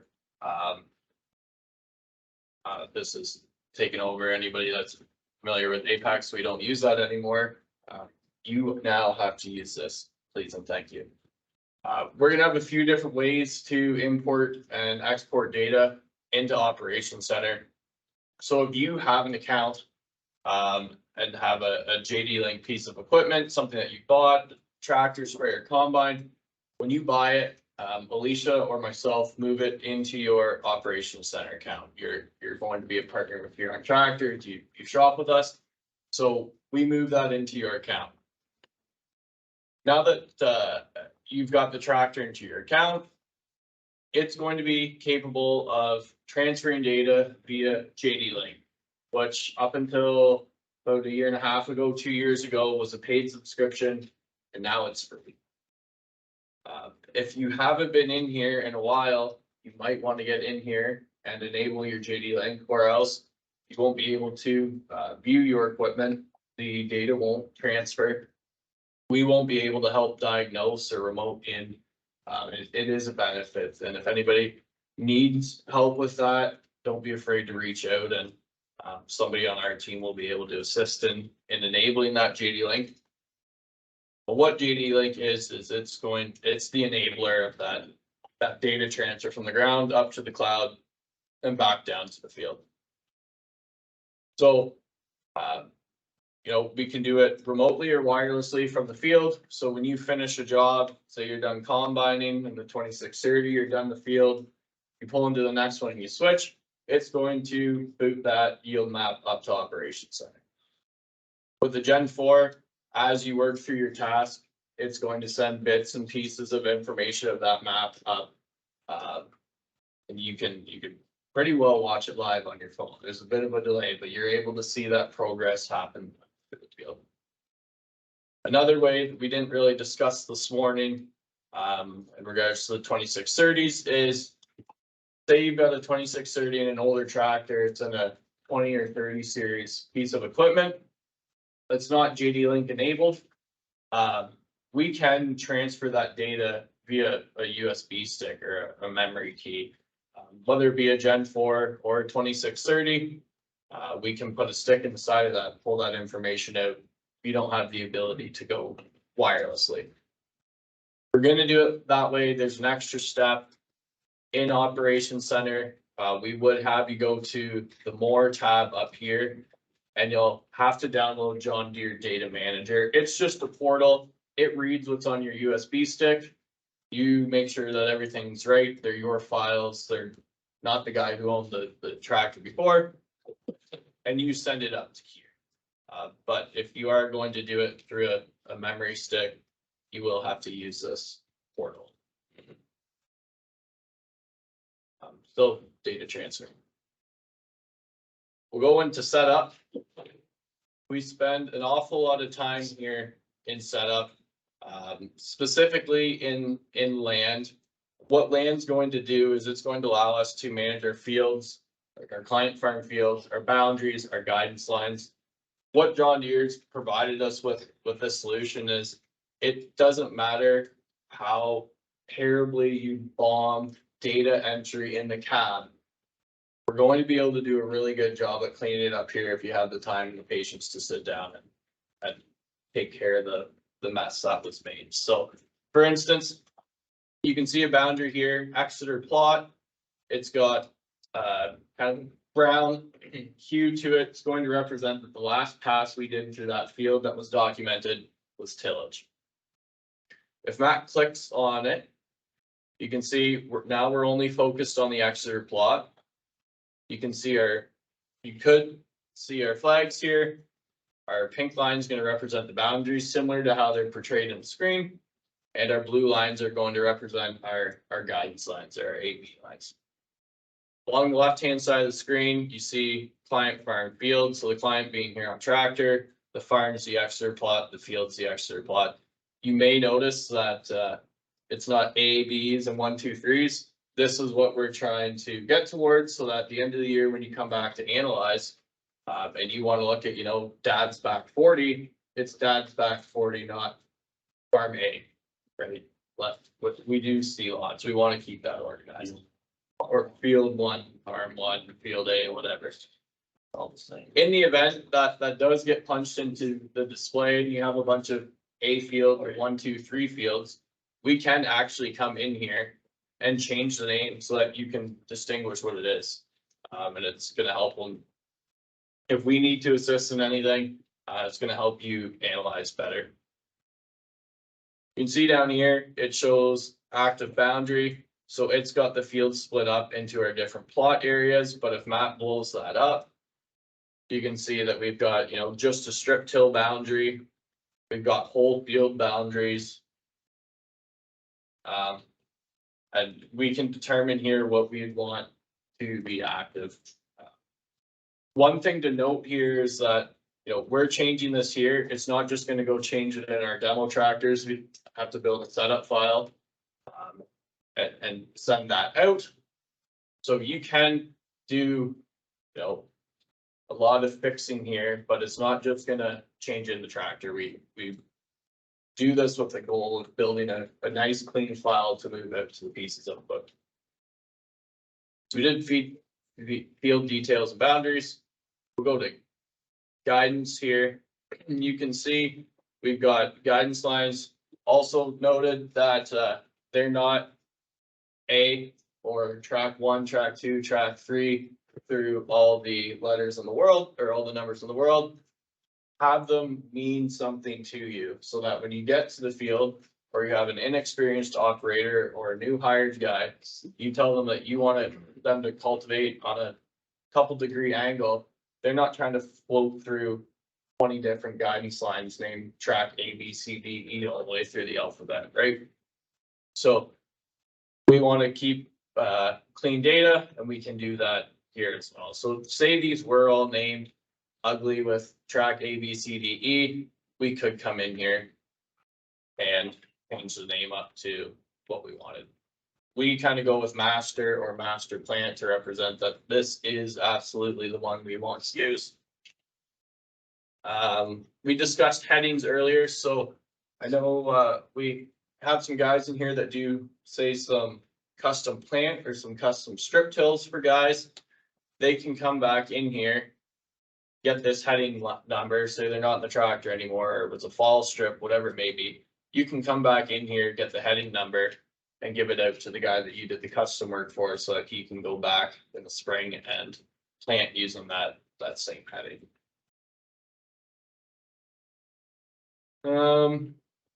We do have the ability to, say you wanted to make this track for the planter. You had a 40-foot planter. We could punch in our track spacing here.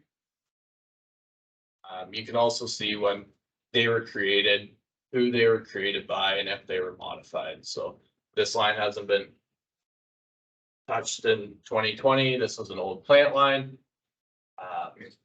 Say we came in here and renamed it, or we decided to change the heading a bit, it would show that we had just modified. Similar to what Matt had going on with the app, in here, we're able to see our flags just the same that he was through the phone.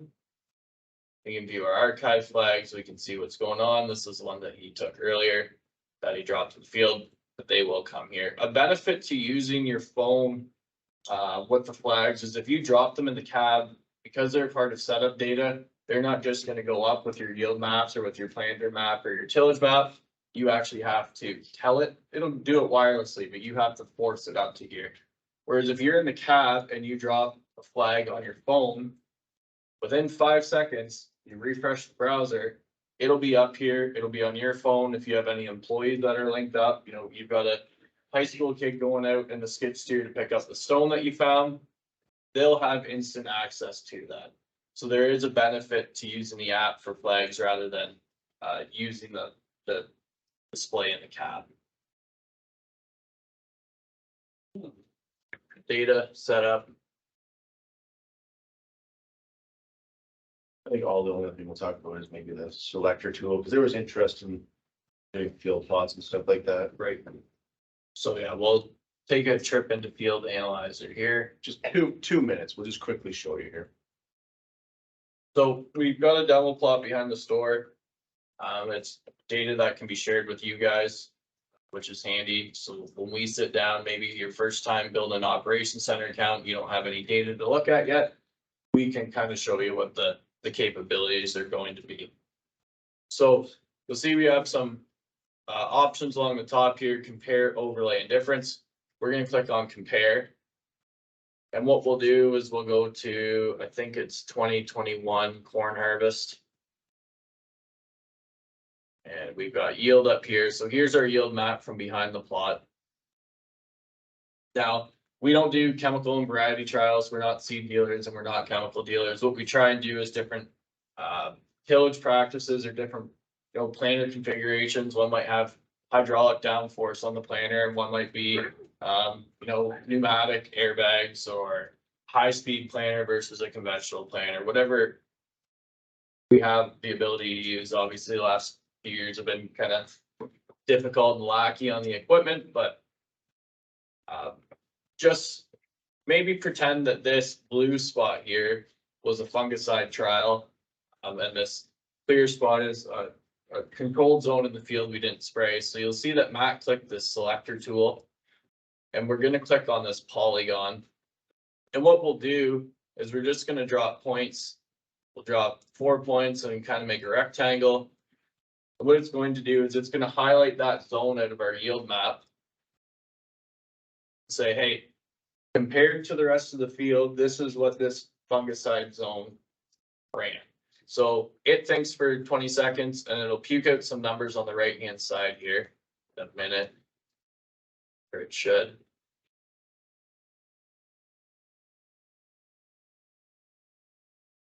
There we go. So if we scroll up, I go too far. There we go. so you'll see now we said pretend this was a fungicide zone.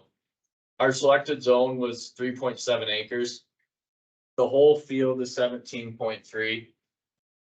Part that was sprayed with fungicide ran 270 bushel compared to the controlled area that ran 268 and a half. That being said, you know, it's going to take into account the red spots of the headlands and whatnot. But say you had a 120-foot pass of fungicide, whoops, and then you didn't, and then a fungicide pass, then you didn't, or however you did it, on and off check strips. You know, you could take a smaller zone of just that boom width and move it across and do your analysis that way.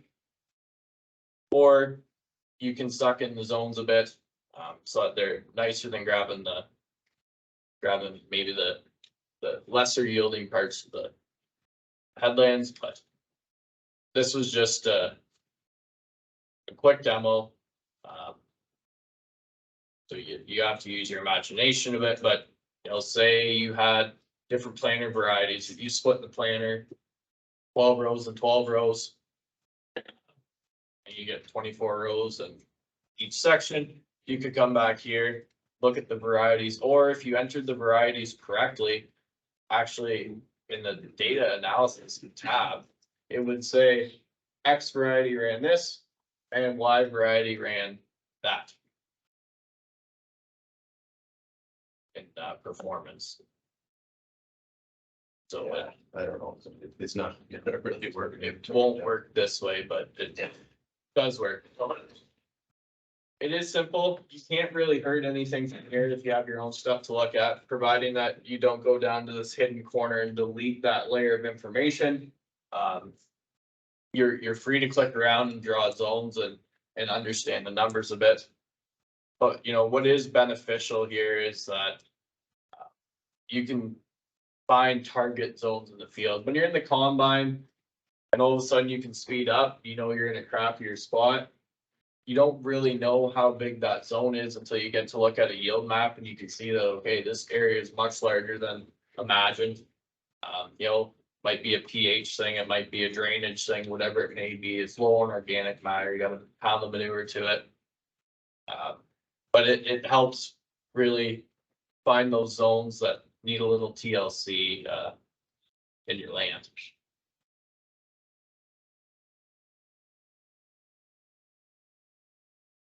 That's it. And it's free. So if you don't have an account, we can get together and make one up, sure. And if you are here, chances are, you know, you probably have the ability to document, or you have been already, and you haven't been using that data, so reach out and we can kind of get things rolling for you. Right, but with that, I think we probably kept you for a couple extra minutes and. Yeah, I guess with that, yeah, thanks, Turner. Thanks everyone for coming. That concludes our training.